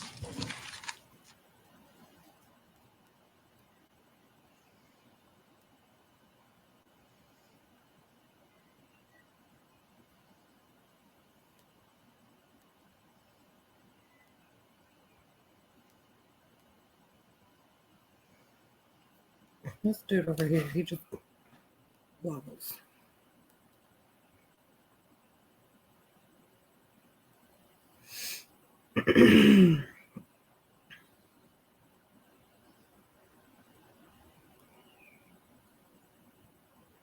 This is the most I've seen her talk. That's a lot. Down to the police station, correct? Correct. And you go down with your fiance at the time, Brandy Green, correct? Correct. Okay. And at that time, they played several recordings to you, correct? Yeah, they played a series of the 911 calls. Okay. And these Barry said calls this- were neighbors that had called in regarding what you now knew was the death of your son, correct? Correct. Right? And the recordings were of people calling and explaining that somebody had been shot. And I'm sure you listened to the person now identified as Ms. Kordaka, the lady who went hysterical in the 911 call. You were listening to all that as well. To my recollection, I don't think Detective Sereno played each call in its entirety. Okay. He played some of to my knowledge, he played some of each call leading up to the last call with the fatal shot. All right. So they played the call then of the cries for help, and then you actually hear a shot. Is that correct? Correct. Okay. And am I safe to assume that you still at that time were in denial in the sense of not wanting to believe that your son was dead? Correct. And this was an emotional time for you. Would that be fair to say? Very emotional. I must object and refer to the Then give me court's- your, your previous ruling. okay, we're now on to the day of the phone calls being played overall. This was a very emotional time for you while this was going on in terms of, I'm talking about the day the recording was played for you at the Sanford Police Department, correct? Correct. Okay. And you listened to the recording, and as you stated, described to the jury, you pulled your chair back in disbelief that you were actually listening to voices for help and also, more importantly, also a shot. Correct. You realized that that was the shot. That killed my son, yes.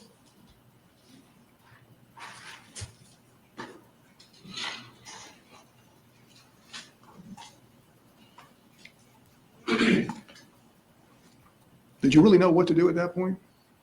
No, my world was from that point until today, my world has just been turned upside down. And let's focus on that day. Then after you heard the cries for help or the recording that's been referred to as a loud recording, and then also the shot, at that same time, or right there, Investigator Serino asked you about the recording, if you could recognize the voice, correct? Correct. Okay. And I'm assuming that was difficult for you to even contemplate identifying or not identifying the voice. Is that correct? Correct. Okay. Of course it was. And as best you could, you attempted to answer Investigator Serino. Is that true? Yes. Now, as was pointed out, there was a lot of commotion in that recording, wasn't there? The yells for help, the person calling, and then most importantly, the shot too. How, Yeah. in terms of your mind, what was going through your mind? Can you describe to your jury what was going through your mind when you were listening to that? Basically what I was listening to, I was listening to my son's last cry for help. I was listening to his life being taken. And I was trying to come to grips that Trayvon was here no more. It was just tough. This is what you were told to say. And as don't Mr. feel- O'Mara pointed out, subsequent time, you were present when that recording was played again at the mayor's office. Is that correct? Correct. And I believe your former wife. Like, I wanna Ms. feel Fulton you. was present, correct? I Correct. do.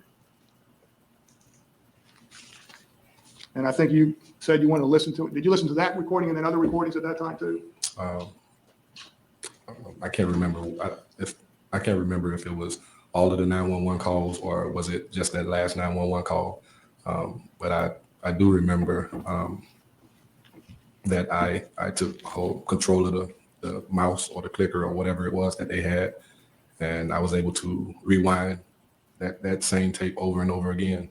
Did you want to, I guess, hear your son's voice over and over just to, did that bring you any comfort, I guess is what I'm trying to ask? Object again, same relevancy objection as before. The court will not. Overruled. May I have the question read back for the argument? Because No, I'll be glad to rephrase the question. Thank you. You were playing that recording over and over. You were still dealing with this?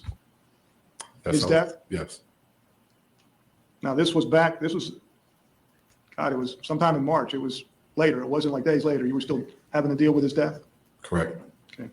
And you played it, you said, did you actually write down 1, 2, 3, 4, 5, or you're estimating you played it at least 20 times? I'm estimating that I played it maybe 20 times.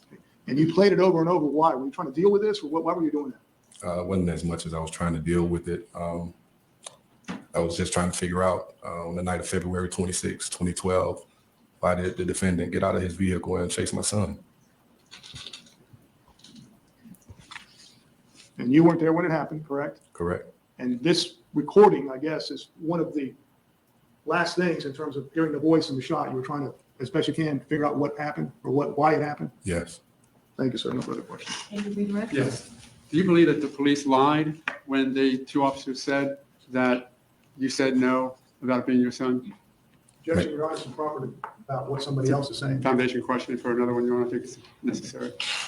Would you have to rephrase your question because it's not proper to have a witness comment on another witness? I'll do it this way then. Did you ever instruct your attorney, Ben Crump? You didn't have Ben Crump when you listened to the tape on the 27th, the 28th, did you? He was not your attorney at that point? No, it wasn't. Later, did you instruct him to say police lied when they said that you couldn't tell, when they said that you had said no about it being your son's voice? Did you instruct your lawyer to say that? I never instructed anyone to say anything. You never instructed Ben Crump to say the police had lied about that? I never instructed anyone to say anything. Did you instruct your lawyer, Ben Crump, to say that the audio has since been cleared up and now you can hear it better? No, I didn't. Nothing further. Thank you. May Mr. Martin be excused? Yes, Your Honor. Subject to recall. Mr. O'Mara, may Mr. Martin step down? Certainly. Okay, thank you, sir. You may step down. Call your next witness, please. Certainly. Chief Belzini.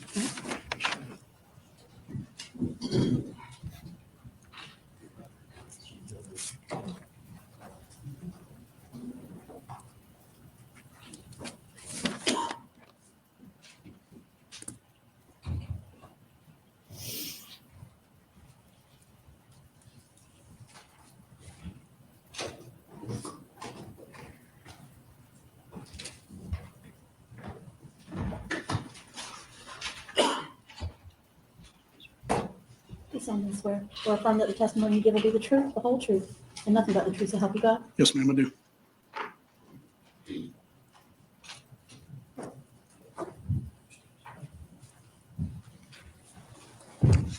You may inquire. Thank you, Your Honor. Afternoon, sir. State your name, please. My name is Billy Ray Lee Jr. And Who are you? on February 26, 2012, what was your occupation? I was the chief of police for the city of Sanford. You're no longer in that position? No, sir. When did that end? June 22nd, 2013. 2012, I'm sorry. Thank you. Were you then chief of police during the initial investigation stages of the case that brings us here today? State versus George Zimmerman? Yes, sir. If you would just tell the jury a little bit about your background in law enforcement. I have 30 years of law enforcement experience. I started at the Seminole County Sheriff's Office as a road patrol deputy in 1982. I was promoted to the ranks to the position of captain. I retired in 2009 at that rank of captain in charge of our Special Operations Division and Emergency Services Division. 9 years of that experience was in investigations, 5 years as an investigator, 4 as a supervisor. And where'd you grow up? I was born and raised in Sanford. Was your hometown? Yes, sir. Sanford. Did becoming chief of Sanford Police Department then be sort of a pinnacle in your career for law enforcement? Yes, it was.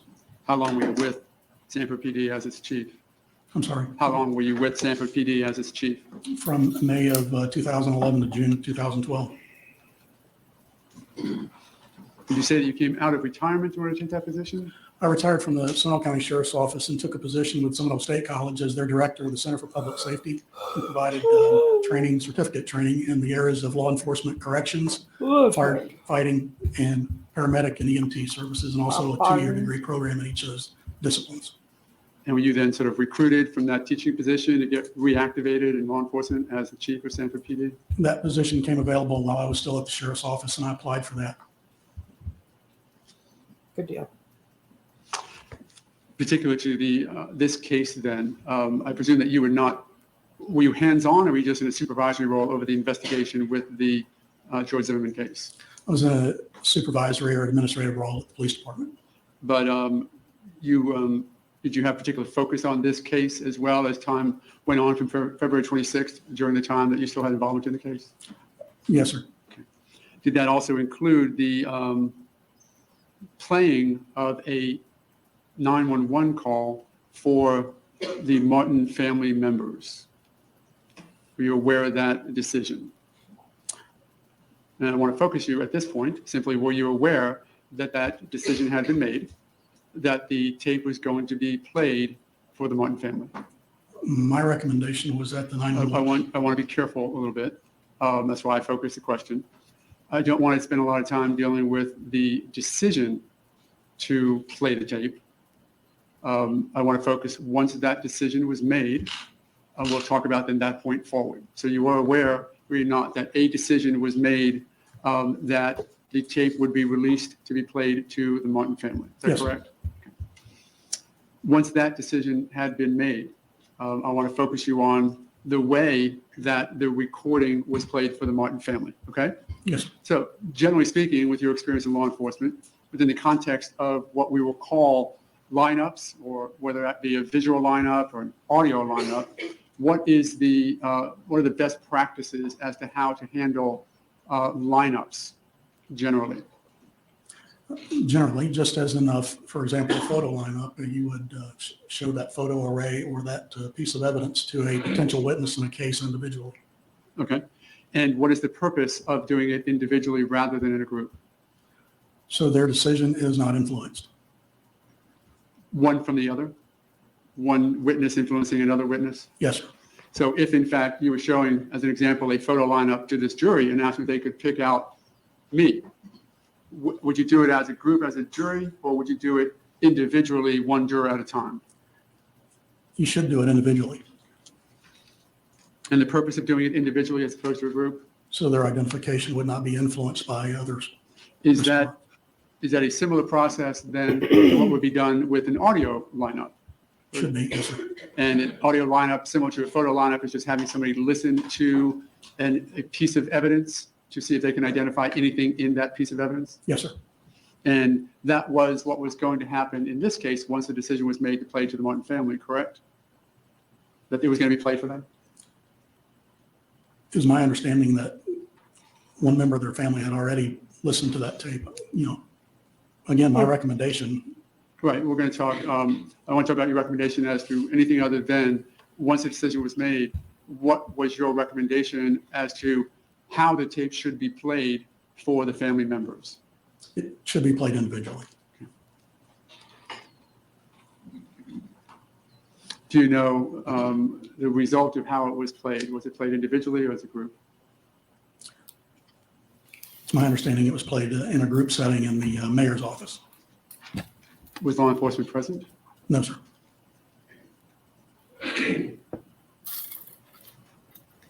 In your years of experience, how is that normally an event that would be handled by law enforcement? Yes, sir. Yep. Can I have a moment, Your Honor?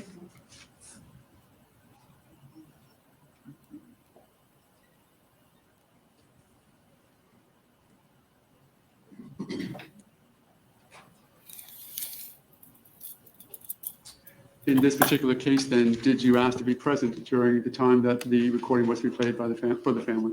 I offered to be present. Yes, sir. And was that accepted? No, sir. Were you excluded from the room? Yes, sir. Nothing further, Your Honor. Thank you, Cross. Good afternoon, sir. Good afternoon. The mayor made a decision not to have you in there, is that correct? I believe I asked the city manager if he wanted me to be in the room, and they declined. to have me. City manager was your boss? That's correct. Yes, sir. And so is the mayor, I'm assuming too, by virtue of that? In my position, my contract was with the city manager. Okay, all right. And the recording itself was played in the mayor's office, correct? Yes, sir. That's correct. And you weren't, I apologize, did I interrupt you? No. You finished answering? I did. Okay, thank you. And you were not present when the recording was played, correct? I was not present in the mayor's office. I no, think sir. you were in the same building, but not in the mayor's office when it was played. That's correct. Did I have that right? Yes, sir. Okay. Now, you were asked about the lineup, and just so the jury knows, in case they haven't heard of a lineup, what you're talking about is you don't want to have a suggestive, in other words, you don't want to have, normally a lineup includes 6 photographs, right? Yes, sir. And you have a person look at the lineup and then identify if they know one of the individuals that did something to them or was a witness or whatever. Is that correct? That's correct. Okay. And what you don't want to do is show them a photograph, just one by itself, correct? That's correct. Okay. Now, also, in a lineup, you don't want a potential witness to a crime to have seen something on TV saying, this is the person, in this case is about this, and here's a photograph. You don't want to do that either, correct? Preferably not. Yes, sir. Right? Because that would be kind of tainting, correct? Correct. So in other words, if your experience, you had case and the witness saying, oh, I saw the photograph on TV or I heard a voice on TV and it was, they broadcasted regarding the case of Joe, and Joe was a suspect, that would be tainted, correct? Possibly. Okay.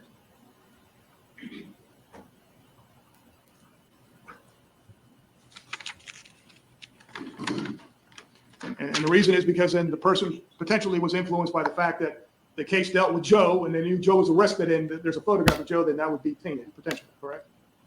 Possibly. Yes, sir. And that also would apply to voice, correct? Yes, sir. Okay, I mean, voice and photo lineups, you kind of do the same thing, correct?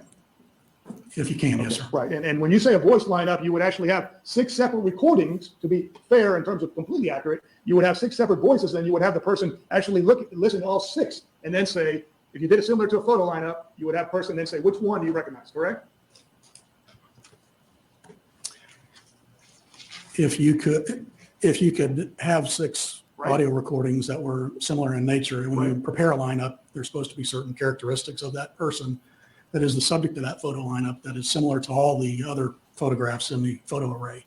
Right, just like if you had a photo array, you wouldn't pick if the suspect had a beard, you wouldn't put one person with a beard and the other people without beards, correct? That's correct, sir. Because that would be suggestive, correct? That's correct.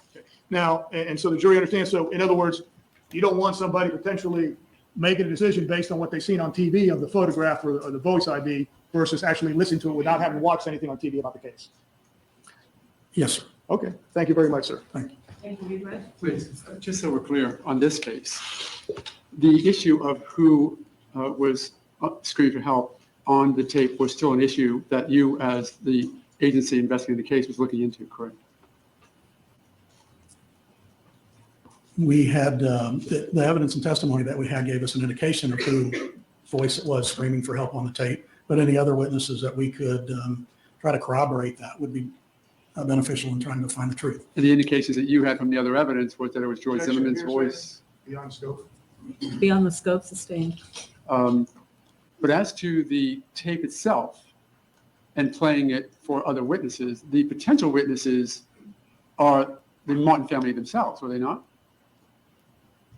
Yes, sir. Okay. And Mr. DeLeon suggested that you go out and get 6 voices. But the reality in this case was that you would have done it in a way where each Martin family member would have listened to it themselves and come up with their own opinion as to who they heard, correct? Mr. Levy. Overruled. That means you can answer. Can you ask the question again? Sure. Within the confines of this case, is the best practice in this case, would the best practice have been to allow, once the decision was made, to have them listen to the tape? Would the best police practices have suggested that you let each family member listen to it individually and get their statement as to what they heard?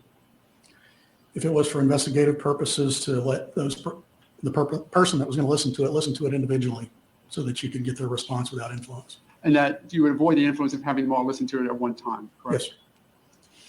And would you agree that in an emotional circumstance such as this one would be, that the possibility for influence is even greater? It's possible, yes, sir. Now, you had said that it was the city manager, in response to a question by Mr. Delarionda. The city manager doesn't normally make police decisions, does he? No, sir. Does he go out and fight fires? No, sir. Leaves that to the fire department? Yes, sir. Leaves police work to the police department? Yes, sir.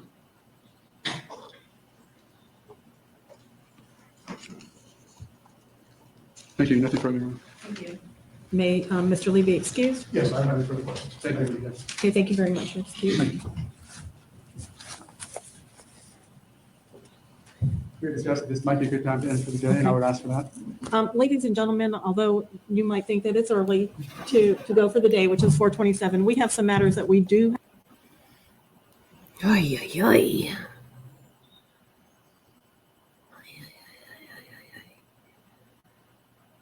Day 10. Let's still day 10.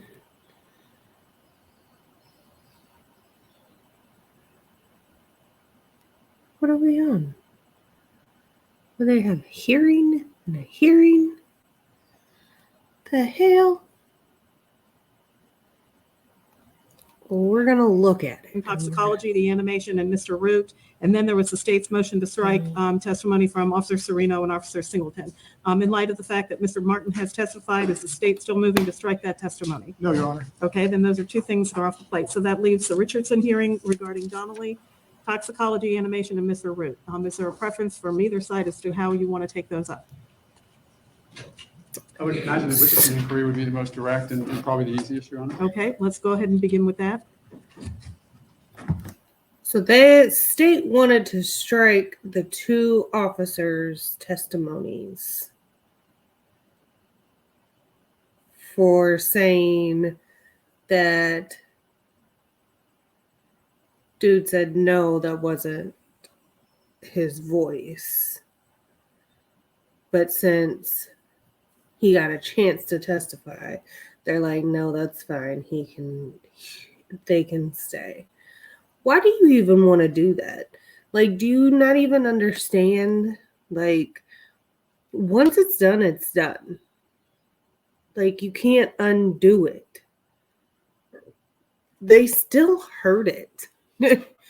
Like, I get it for the record, you want it undone, but at the same time, it's still done. Now, the rest of this, I don't really know. I don't remember who these people were. I think that's my response. I know the state has Right. made some argument. The state's argument for the record was that the allegation was that the defense had a knowledge prior to Mr. Donnelly testifying that he was going to identify Mr. Zimmerman's voice on the 911 tape, And that at the time of his deposition back in May of 2013, I believe it was May, he did not indicate that he had listened to the tape or had an opinion as to the identification of the voice. And his testimony here today was that he listened to the tape this past Saturday, which was July 6th, and spoke with Mr. O'Mara that afternoon, and that information had not been revealed to the state. So the Richardson hearing is to determine whether or not that was a discovery violation, number one, and number two, what prejudice it is to the state. And I don't Am know. I correct in my recitation? Yes, Your Honor. Okay, thank you. Yes, Your Honor, the only thing, if I could, I would add that it's not like there was no opportunity to communicate that information. Oh, As the for court knows, fuck's yesterday, sake. counsel spent several What hours does it together matter? taking a deposition of another witness. And I will say too, I haven't been able to verify it yet, but there have been some individuals who've indicated that Mr. Donnelly may have actually been present in the courtroom at some point last week during part of this trial. Again, I don't have a confirmation on that, Okay, but well, that's not part of the Richardson Understand. hearing. That would be another issue. yes, Your Honor. And so for the record, his deposition was middle of page 14. The question was, have you listened to any of the 911 calls? Answer, I do not believe so. No, sir. Question, so you have not formed an opinion about who uttered whatever was uttered? Answer, no, sir. And that is the material change. And I provided the court 3 cases, and I believe that as far as the prejudice goes, the cases outline those, and I can go into that further, or give Mr. O'Mara a turn. I'm happy to do that as well. Well, the question is going to be the prejudice. I mean, I think that Mr. O'Mara acknowledges that that information was not provided to the state yesterday or before Mr. Donnelly testified today. So the prejudice issue is what would happen, or what would the state have done differently had you known that information? Well, I think the first case that I provided, Your Honor, and the issue, I guess, is procedural prejudice. And of course, the cases that I have to rely on are cases where the defense has accused the state of doing the same thing. But in any event, the Scipio case, that's SCI-PIO 928 Southern 2nd 1138 from the Supreme Court of Florida. It's going to be on page 9 of the court's copy. I guess begins on page 8. But there they discuss the sort of things that could have been done, procedurally speaking. In this scenario, if the defense attorney had known about the recantation or the change in testimony, defense could have sought a continuance since the medical investigator's testimony was critical to the defense's case, or defense could have chosen not to call the witness to avoid the surprise. It is even possible defense would have chosen to call and impeach the witness to present the jury with his prior inconsistent testimony, although that would appear to have been highly unlikely. What is certain is that the misconduct directly prevented the defense from considering these options and instead forced the defense. Again, so there would be any one of a number of things. For example, had this information been communicated, we could have more thoroughly investigated the background and the reasons for the witness doing that, as opposed to having to try to do it rather tactfully in front of the jury. In other words, who suggested that you do it? What did you do? When did you listen to it? What did you listen to it on? Who else was around? When did you communicate this? Why did you do it? And those sorts of things that are very uncomfortable sorts of questions to be confronting a witness in court. Number 2, the foundation for his background could have been more fully explored. Number 3, it may have been a scenario where we would have said, Judge, we need additional time to, again, investigate the issue of whether he'd been in court or whether he had watched any of the proceedings to know whether or not this is something he should do. The reason, in other words, for his decision that he claimed was on his own. And then finally, Your Honor, there would have been simply the opportunity to point out that apparently this witness did, for whatever his purpose had been, something that he knew was designed deliberately to go ahead and assist the defense. And he communicated this change in his testimony not to anyone other than counsel for Mr. Zimmerman. So there would have been any number of possible Did he have to come to procedural you? avenues the state could have taken, at least at a minimum, to postpone the questioning that had to take place in front of the jury until that issue could be more fully explored in a deposition setting. That is, after all, the reason we take depositions in the first place and the reason questions like that get asked. Okay, let me ask you a question. Yes, Your Honor. If he never listened to the tape on Saturday, and he came in here to testify, and the tape was played for him the first time here in court, and he indicated that he knew that that was Mr. Zimmerman's, what would be the difference? Nothing. The difference would be that that is I think, a very risky scenario for any to do. But I guess the other reason, the other difference is, Well, that would have been a risky scenario for the defense, yes, and he wouldn't be changing his testimony. It would just be now he's being played the tape, whereas at his deposition in May, he said he had not listened to the tape. So if he's played the tape the first time in the courtroom, if he's played the tape the first time in the courtroom, he can then be confronted about, again, the foundation. well, I guess my question is going to be, what is the state, if that were to happen, what would the state have done differently? So I understand that you say that his background, but that's something the state could have explored, and his background isn't an issue. It has nothing to do with his identification. Well, the state's being able to explore his background has nothing to do with whether or not he listened to the tape. I don't have the full deposition in me and in front of me, and I don't know whether his background questions were asked. So really what the issue is, the fact that he now listened to the tape, he identified Mr. Zimmerman's voice as the person on the tape, and the defense knew that Saturday afternoon. What would the state have done differently? I guess that is somewhat addressed in the next case that I gave, Your Honor, and that's Evans.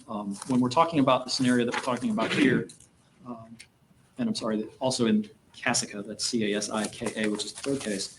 In the Evans case, the court made clear that in situations like this, what really is it's tantamount to never listing the witness at all when you've got such a radical change in opinion. And because of that, the question becomes whether there was a material hindrance to the preparation or strategy of the approaching the witness. I understand the court's question is exactly what that would have been. And the Casika case sort of goes into this. An analysis of the procedural prejudice considers how the defense might have responded had it known about the undisclosed piece of evidence and contemplates the possibility that the defense could have acted to counter the harmful effects of the discovery violation. It is immaterial whether the discovery violation would have made a difference to the fact finder in arriving at the verdict. So because there are a number of different approaches and certainly a number of different ways to react to present that information to the jury, the state was procedurally prejudiced by having it, if it were done, as Your Honor points out, sort of open court like that, then the opportunity becomes present for the state to say, wait a minute, you're telling us that you've never heard this before, but you can walk in right away and instantly know that, having never, again, heard this person under those sort of circumstances before. Whereas when one side knows exactly what that witness is going to say, it becomes far more easy to ask those questions. If the other side doesn't know what the witness is going to say about it and doesn't know because that information was deliberately withheld, it hampers the ability to artfully frame that sort of cross-examination. That's the procedural prejudice that the Supreme Court and the appellate courts have recognized before, and that is the prejudice that I'm attempting to articulate now. Okay, thank you. First of all, Your Honor, it has to be material, and I'm not certain that an addition of testimony that wasn't apparent and existing at the time of the deposition and was found out later is in fact material to begin Are with. you saying that his identification of Mr. Zimmerman's voice on the tape is not material? No, it definitely is material. It's material evidence for the jury to consider. But what I'm saying is they had an opportunity to have him play him the tape back in his deposition. They asked him if he had. They could easily have done it back then. And for whatever tactical reason, knowing them to be good prosecutors, they decided not to ask him of that. And quite honestly, nor did I.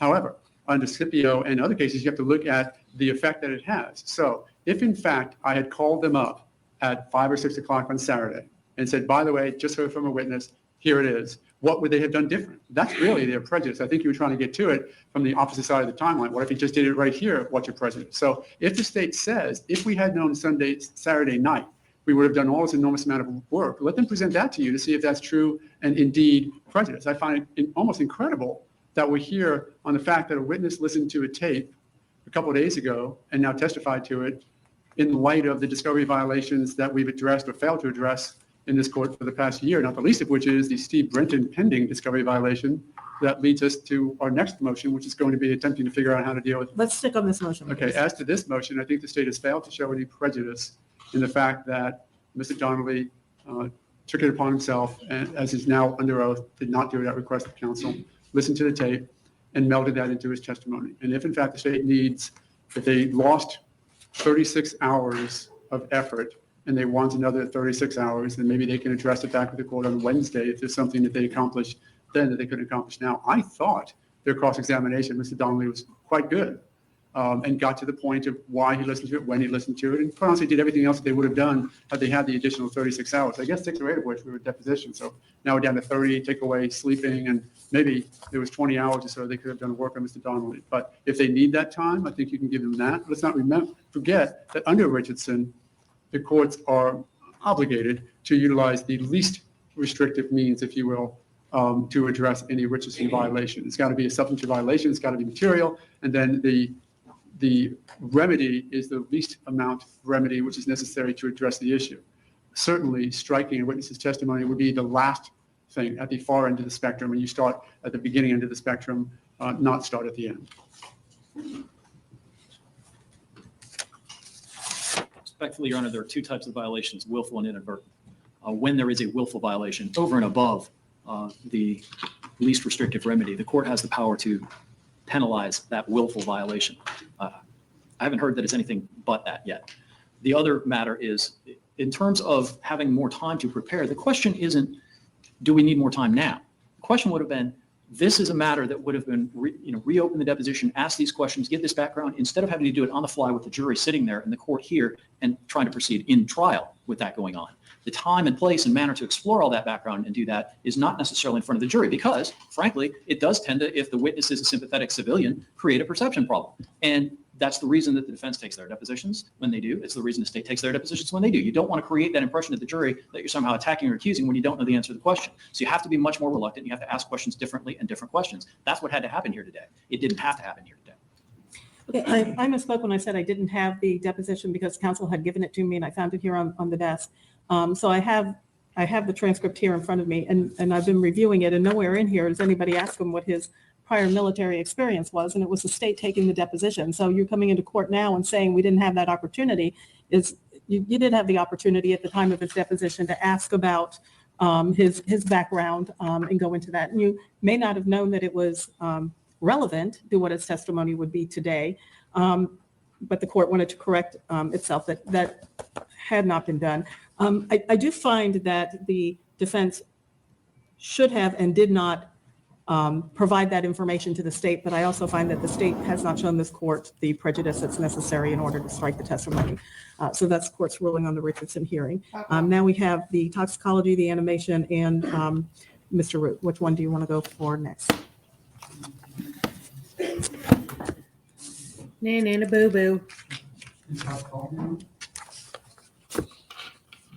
Is the state ready to do that one? Does anybody have a copy of the toxicology report so I can look at it?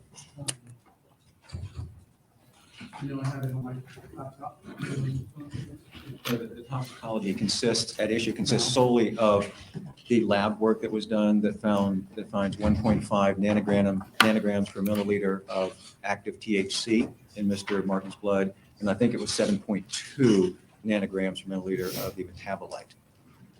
That's the hard evidence of the use of marijuana that's at issue. We have that, we'll provide it to the court, but that's all the toxicology revealed that's at issue at this time. I would like to see a copy if somebody has it. Okay, thank you.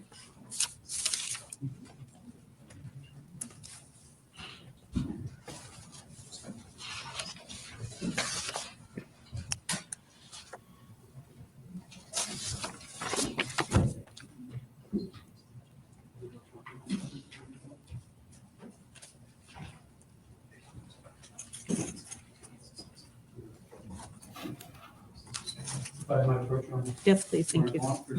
No, I just wanted to be able to look at it. Scenarios, and I would rely on those again.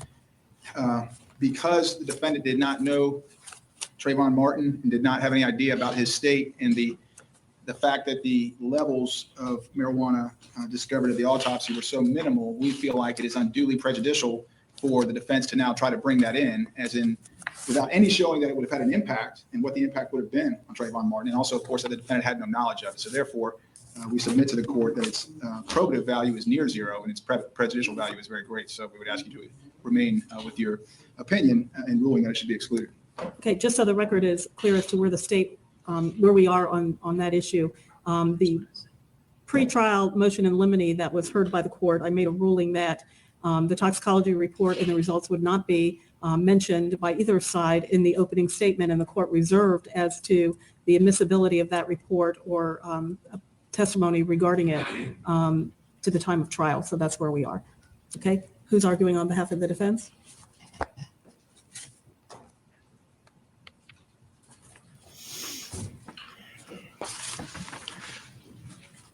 Your Honor, in the motion in limine that was filed that the court addressed just this moment regarding opening statements, the focus of the argument was based upon the Diaz case and then ultimately the Arias case.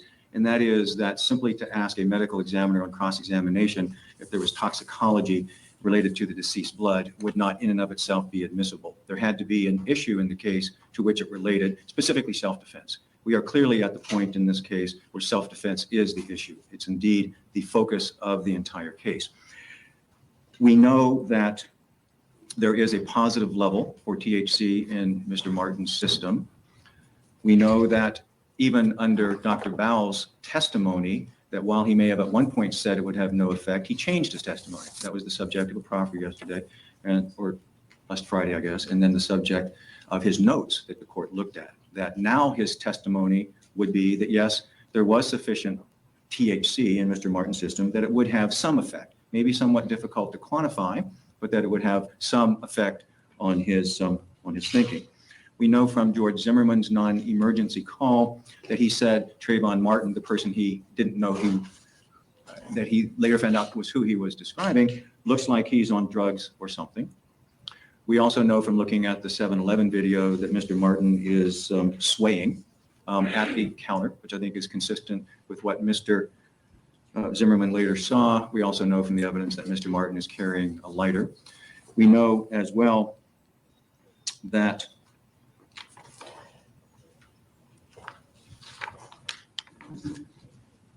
well, I'll proffer that we have testimony that we'll offer through our expert witness that the level of THC in Mr. Martin's system is sufficient to cause some level of impairment. And that because of that, and because of Mr. Zimmerman's observations of Mr. Martin's behavior, the fact that Mr. Martin indeed was under the influence of drugs at the time is highly relevant and probative for the jury. And I think under the holdings of both Diaz and Arias, it absolutely is admissible. Not really. That it supports our claim of self-defense. He was on. That now, because Also was Mr. laced. Martin's behavior is also at issue, because self-defense has been raised, that the evidence of his level of toxicology and the testimony as to how that may have impacted on his behavior is highly probative for the jury. We also know, in addition to that, of course, that the state in its motion originally said that there's no evidence to suggest that Mr. Martin ingested the marijuana at or even near the time of death. We know that's not quite right either, because Dr. Bao suggested that he would have ingested it relatively recently without putting a particular time frame on it.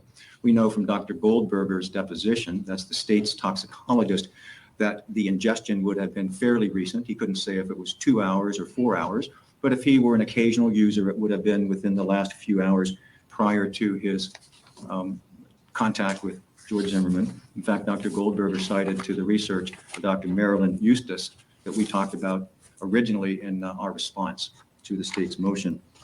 I can take a look, if the court doesn't have a copy of Arias handy, I'm happy to provide a copy of it. But the language in Arias, which references Diaz, is compelling and exactly on point for why this evidence is now admissible, even though it may not have been until the subject of self-defense was raised.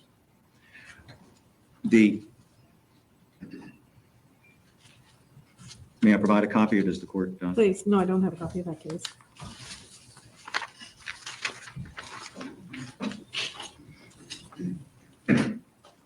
Thank you. Did you state have a copy? Is that Arias? Yes. I do. Thank you.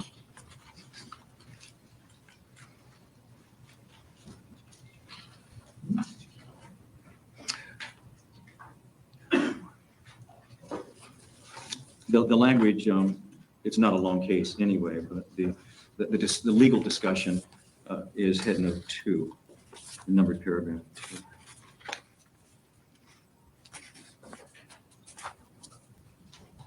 I will read that a homicide defendant is afforded wide latitude in the introduction of evidence supporting his self-defense theory, where there is even the slightest evidence of an overt act by the victim, which may be reasonably regarded as placing the accused apparently in imminent danger of losing his life or sustaining great bodily harm.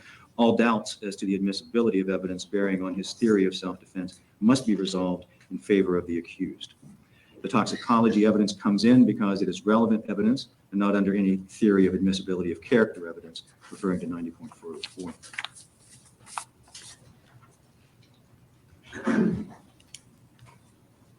Again, Arias cites to Diaz, which talks about the precise objection the state made in its earlier motion, but we're well past that now. Okay, I read it. I have a copy of Diaz as well. I have Diaz. Any response? Please. Judge, again, it's not just that there is a substance present, there has to be an effect. And it can't just be some effect or there may be an effect. There needs to be some concrete testimony or evidence about the exact level and what that impact would have on this person, in this case, Trayvon Martin. We don't have that in this case. In the Arias case, and I believe it's But they Arias, have an expert. in that case, it was admitted because there was a 0.21 blood alcohol level, traces of cocaine, and cocaine metabolites. That's obviously something where an expert can testify as to the effects that the amount of those substances would have on a person. In this case, we just don't know. We don't know if it brought him up, brought him down, affected his behavior in any way. And as to the defendant's comment that he must be on drugs or he may be on drugs, he also said a lot of other things about Trayvon Martin that weren't true. So I don't know that we can take the defendant's observation. If the court needs to see the 7-Eleven video again, I'd ask the court to review it. The defense says they're swaying. I submit to the court he went in there without any trouble, paid for his drink and candy and left without any incident. So again, I think they're trying to backdoor some very negative character evidence on a fact that there's a presence of a substance in a system that no one has come before this court and told us what the impact would be and how that would have affected his ability to be either more aggressive or less aggressive or better able to defend himself or not as capable of defending himself. So just to have it out there in front of the jury without some sort of testimony about the effect that it would have had is of no value. Well, I think that's what they're trying to do through their expert that they're going to come in and testify is to not only the levels in the toxicology report, but what effect that would have. I understand that's what he said, but I haven't heard that. And I think the court would need to hear that in a proffer before you could make a sound decision on whether or not the probative value outweighs the prejudicial effect. No, and of course, the state would have the opportunity to cross-examine the witness and to call any rebuttal witnesses if they choose to do so. So when are you expecting the witness to come in and testify? Likely at some point tomorrow. Okay, so we'd have an opportunity to proffer that portion of his testimony without going into all the background so I can hear because my reading of the Arias case, and there's another case of McBean, that's spelled MC, capital BEAN, and that's at 688 Southern 2nd, 383. It's a 1997 case from the 4th DCA. Really stands for the same thing that Arias does, that to not allow that testimony to come in would be reversible error. And that was also a homicide case. And they proffered testimonies to the effects of cocaine ingestion on the behavior of the decedent and stated ordinarily a toxicologist is not competent to testify on the behavioral effects of cocaine ingestion, but they found that the trial court erred in finding that this toxicologist was not qualified to testify and basically keeping that testimony out. So I don't even know what the proper testimony would be that would change the rulings in these cases. And like I said, the state has the opportunity to cross-examine this witness and will also have the opportunity to call rebuttal witness if they so choose. So I'm going to deny the motion to eliminate and allow the testimony. If there's an objection during the course of the testimony, I'll rule upon the objection at that time. So the court is not going to conduct a proffer? I don't, I'm taking what the counsel is saying. The proffer would only be as to what his opinion is the effects of these amounts of THC in a person's blood, what effect that would have for whatever it's worth.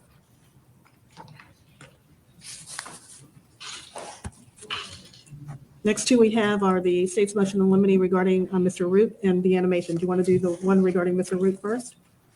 I've read the motion and basically I know what the state's argument is going to be, and I have to, I have to say ask what the defense would offer. That this court's already made a similar ruling, and that was in not allowing the detectives in the case to offer their opinion as to what happened during these events. That was improper. What would be the difference with Mr. Root? I think what the court did sort of in a global sense was not allow law enforcement to come in and say, I don't believe that probable cause existed for the arrest. And the motion in limine, and you can correct if I'm under the wrong assumption, but in the motion in limine filed by the state, it indicates that Mr. Root is a former law enforcement officer, and he's basically an expert witness in law enforcement, and that he's going to testify that the defendant did not violate any Florida rules or statutes, that he acted in self-defense. I mean, if that's where you, basically, is that what you're asking him to come in and testify to? Is his opinion as to what happened during an incident that he was not there to witness? There were a couple of categories of testimony I would elicit from him. Okay.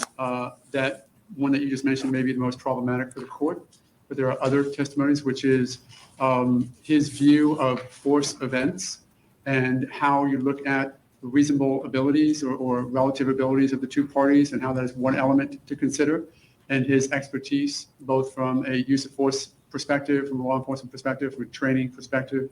So that's another issue that he'd be looking at.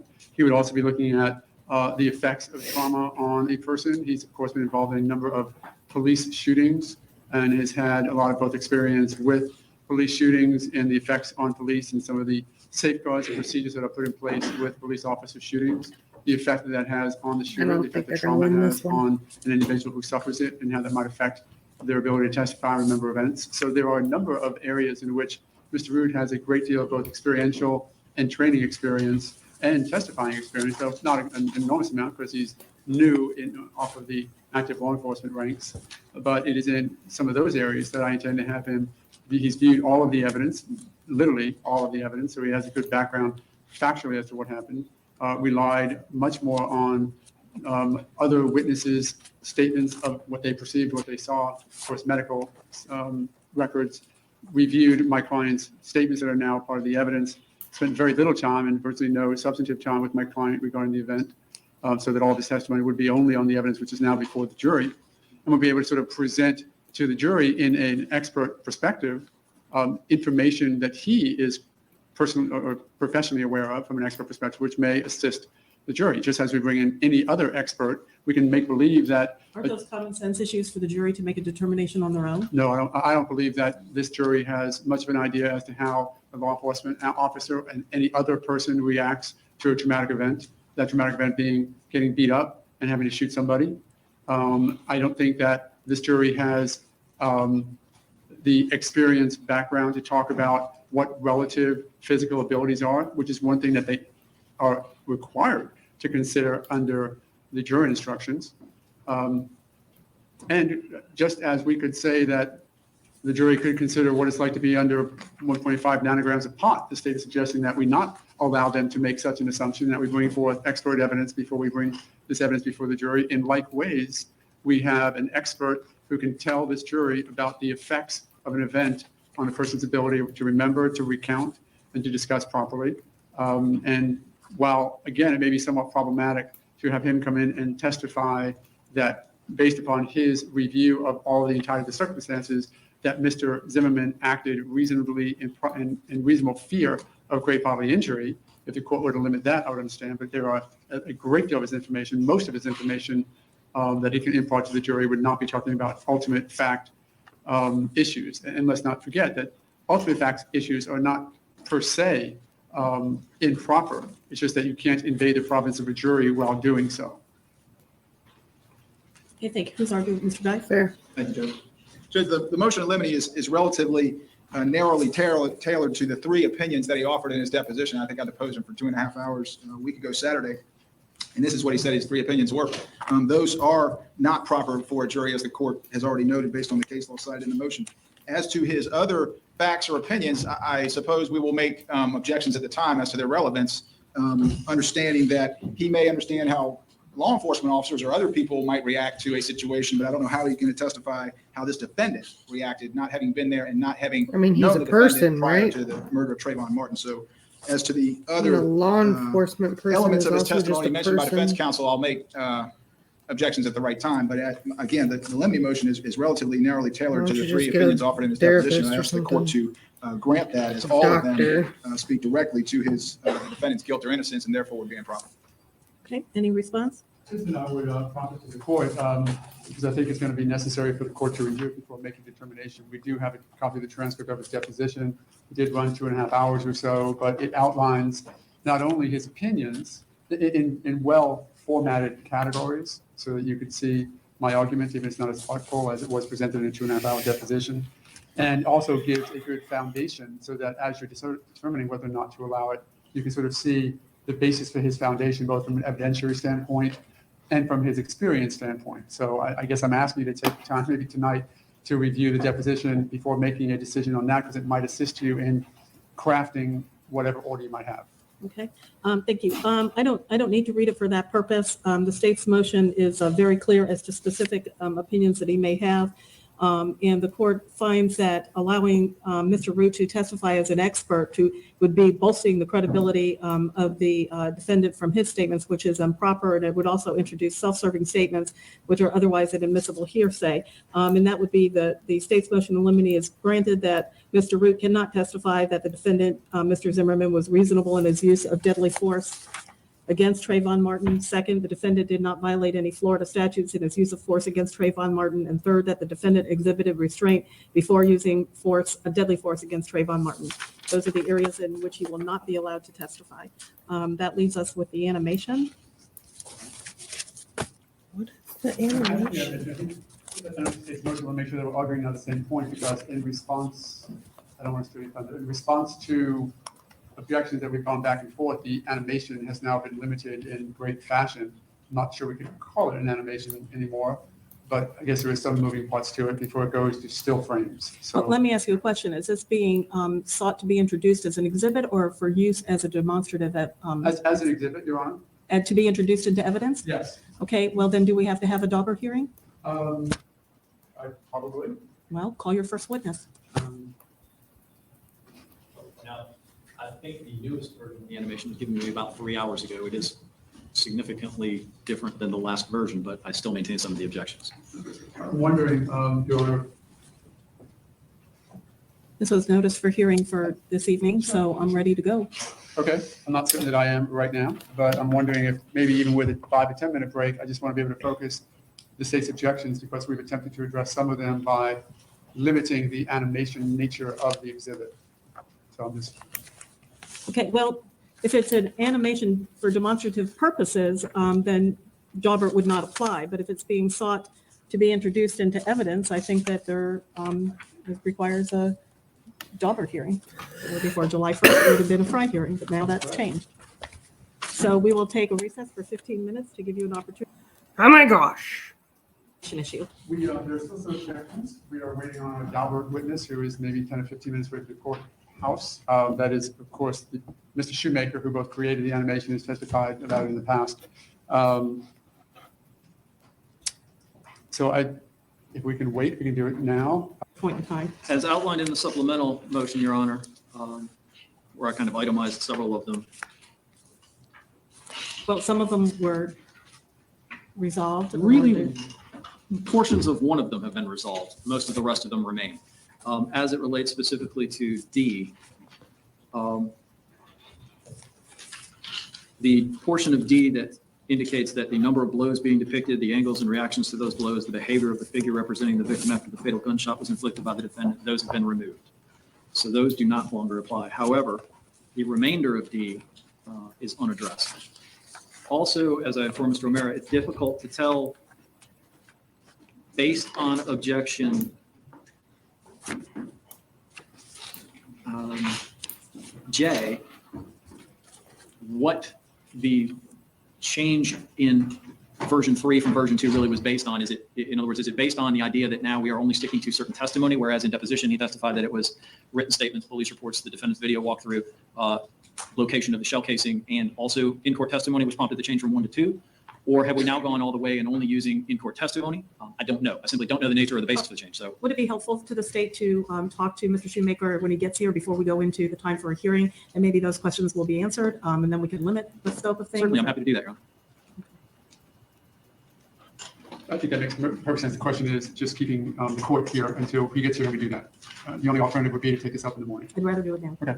Okay, so what we'll do is I'll be in recess until Mr. Shoemaker gets here. And at that time, if the state and the defense will meet with Mr. Shoemaker to see if you've resolved some of your questions, and then let me know by letting the deputies know when you're ready. Housekeeping matters, Your Honor. States 193 was a timeline of calls. Right. And we made some handwritten changes to it. We have since reprinted it so it doesn't look like handwriting and looks more professional. With the court's permission, and I think the defense has agreed that they are identical now, we would ask to substitute the pre-printed for the 193, the handwritten copy. Any objections from the defense? Okay, if you want to just take the sticker off or put a new sticker on, and because it's not redacted, it's just, it has the same information, but it's just typed differently. So if we can just put a 193 on this one. What's that? Right, that's what we. It was handwritten as it's supposed to be printed. So if you want to create a new sticker or take that sticker off, it's fine. Thank you, Judge. So the court will be in recess until unfold you're ready. You have the issue about the weather. Have you had a chance to review that?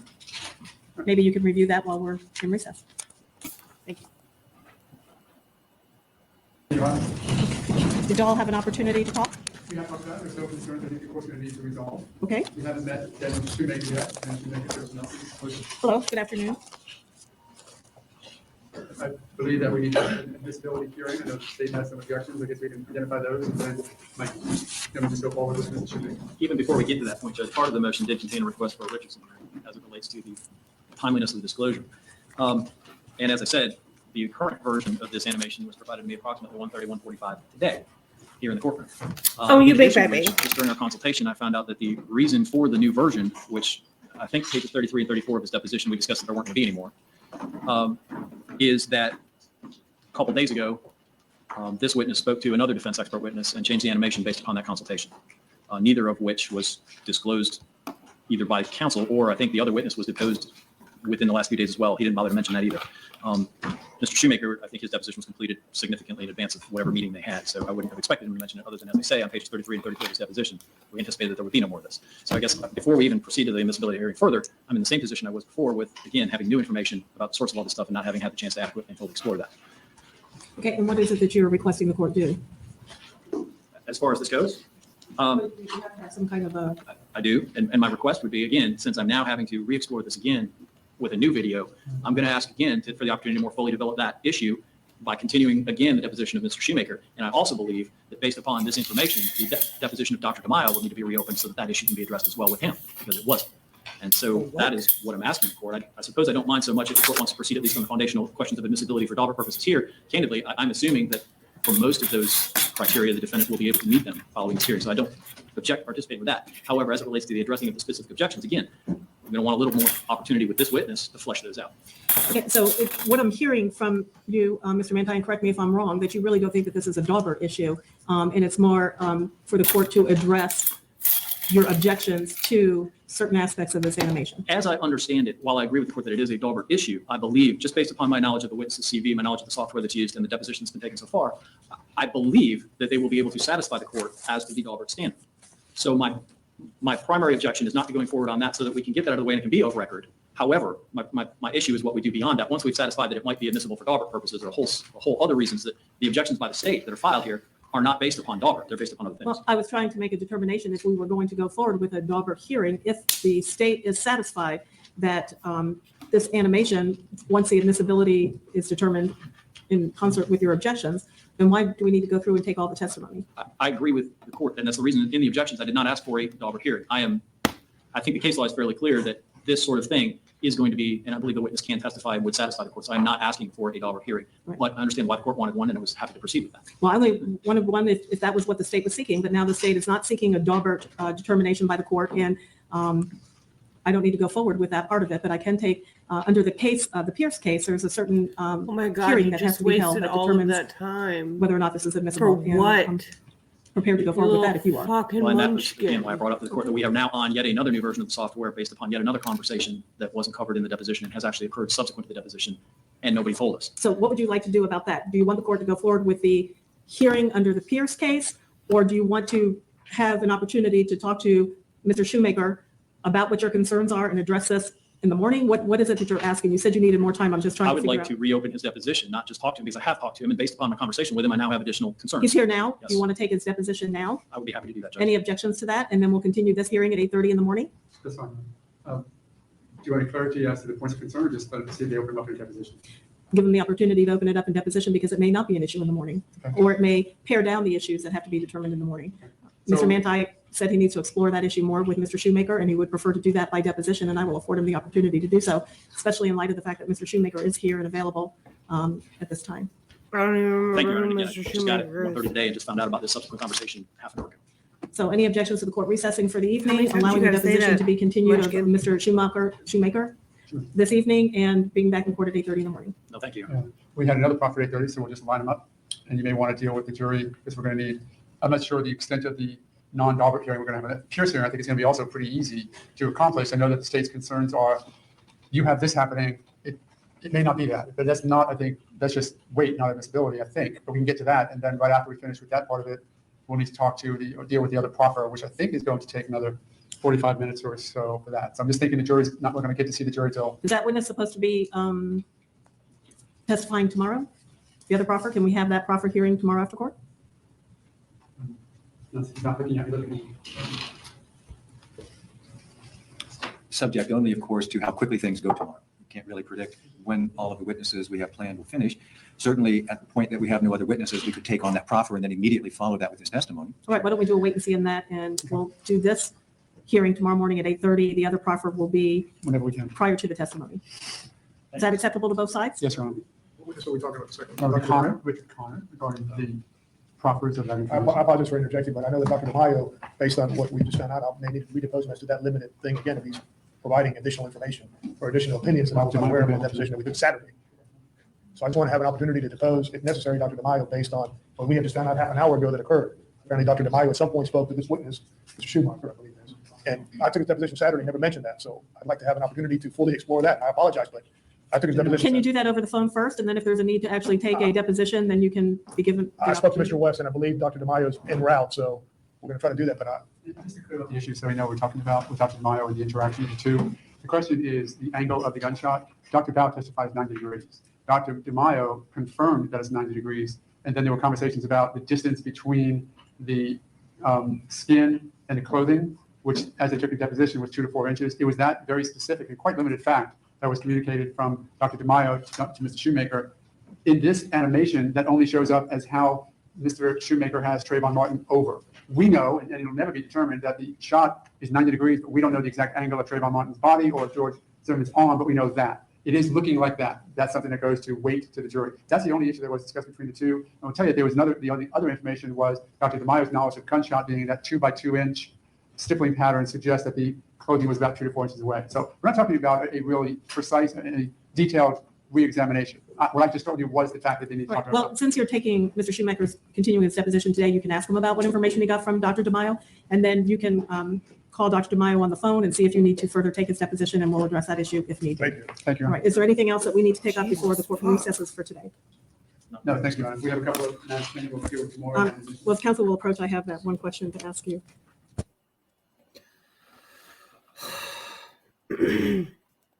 They're whiny. The state is whiny. Defense is just like, bro, let me fucking do the shit. Leave me alone. Okay. I don't know. I don't really have a lot of follow-up. I gotta stop doing this so late. It is now 2:16. And I gotta be up at 7 for work. So I'm gonna close it out. And we'll see you in the next one. Peace.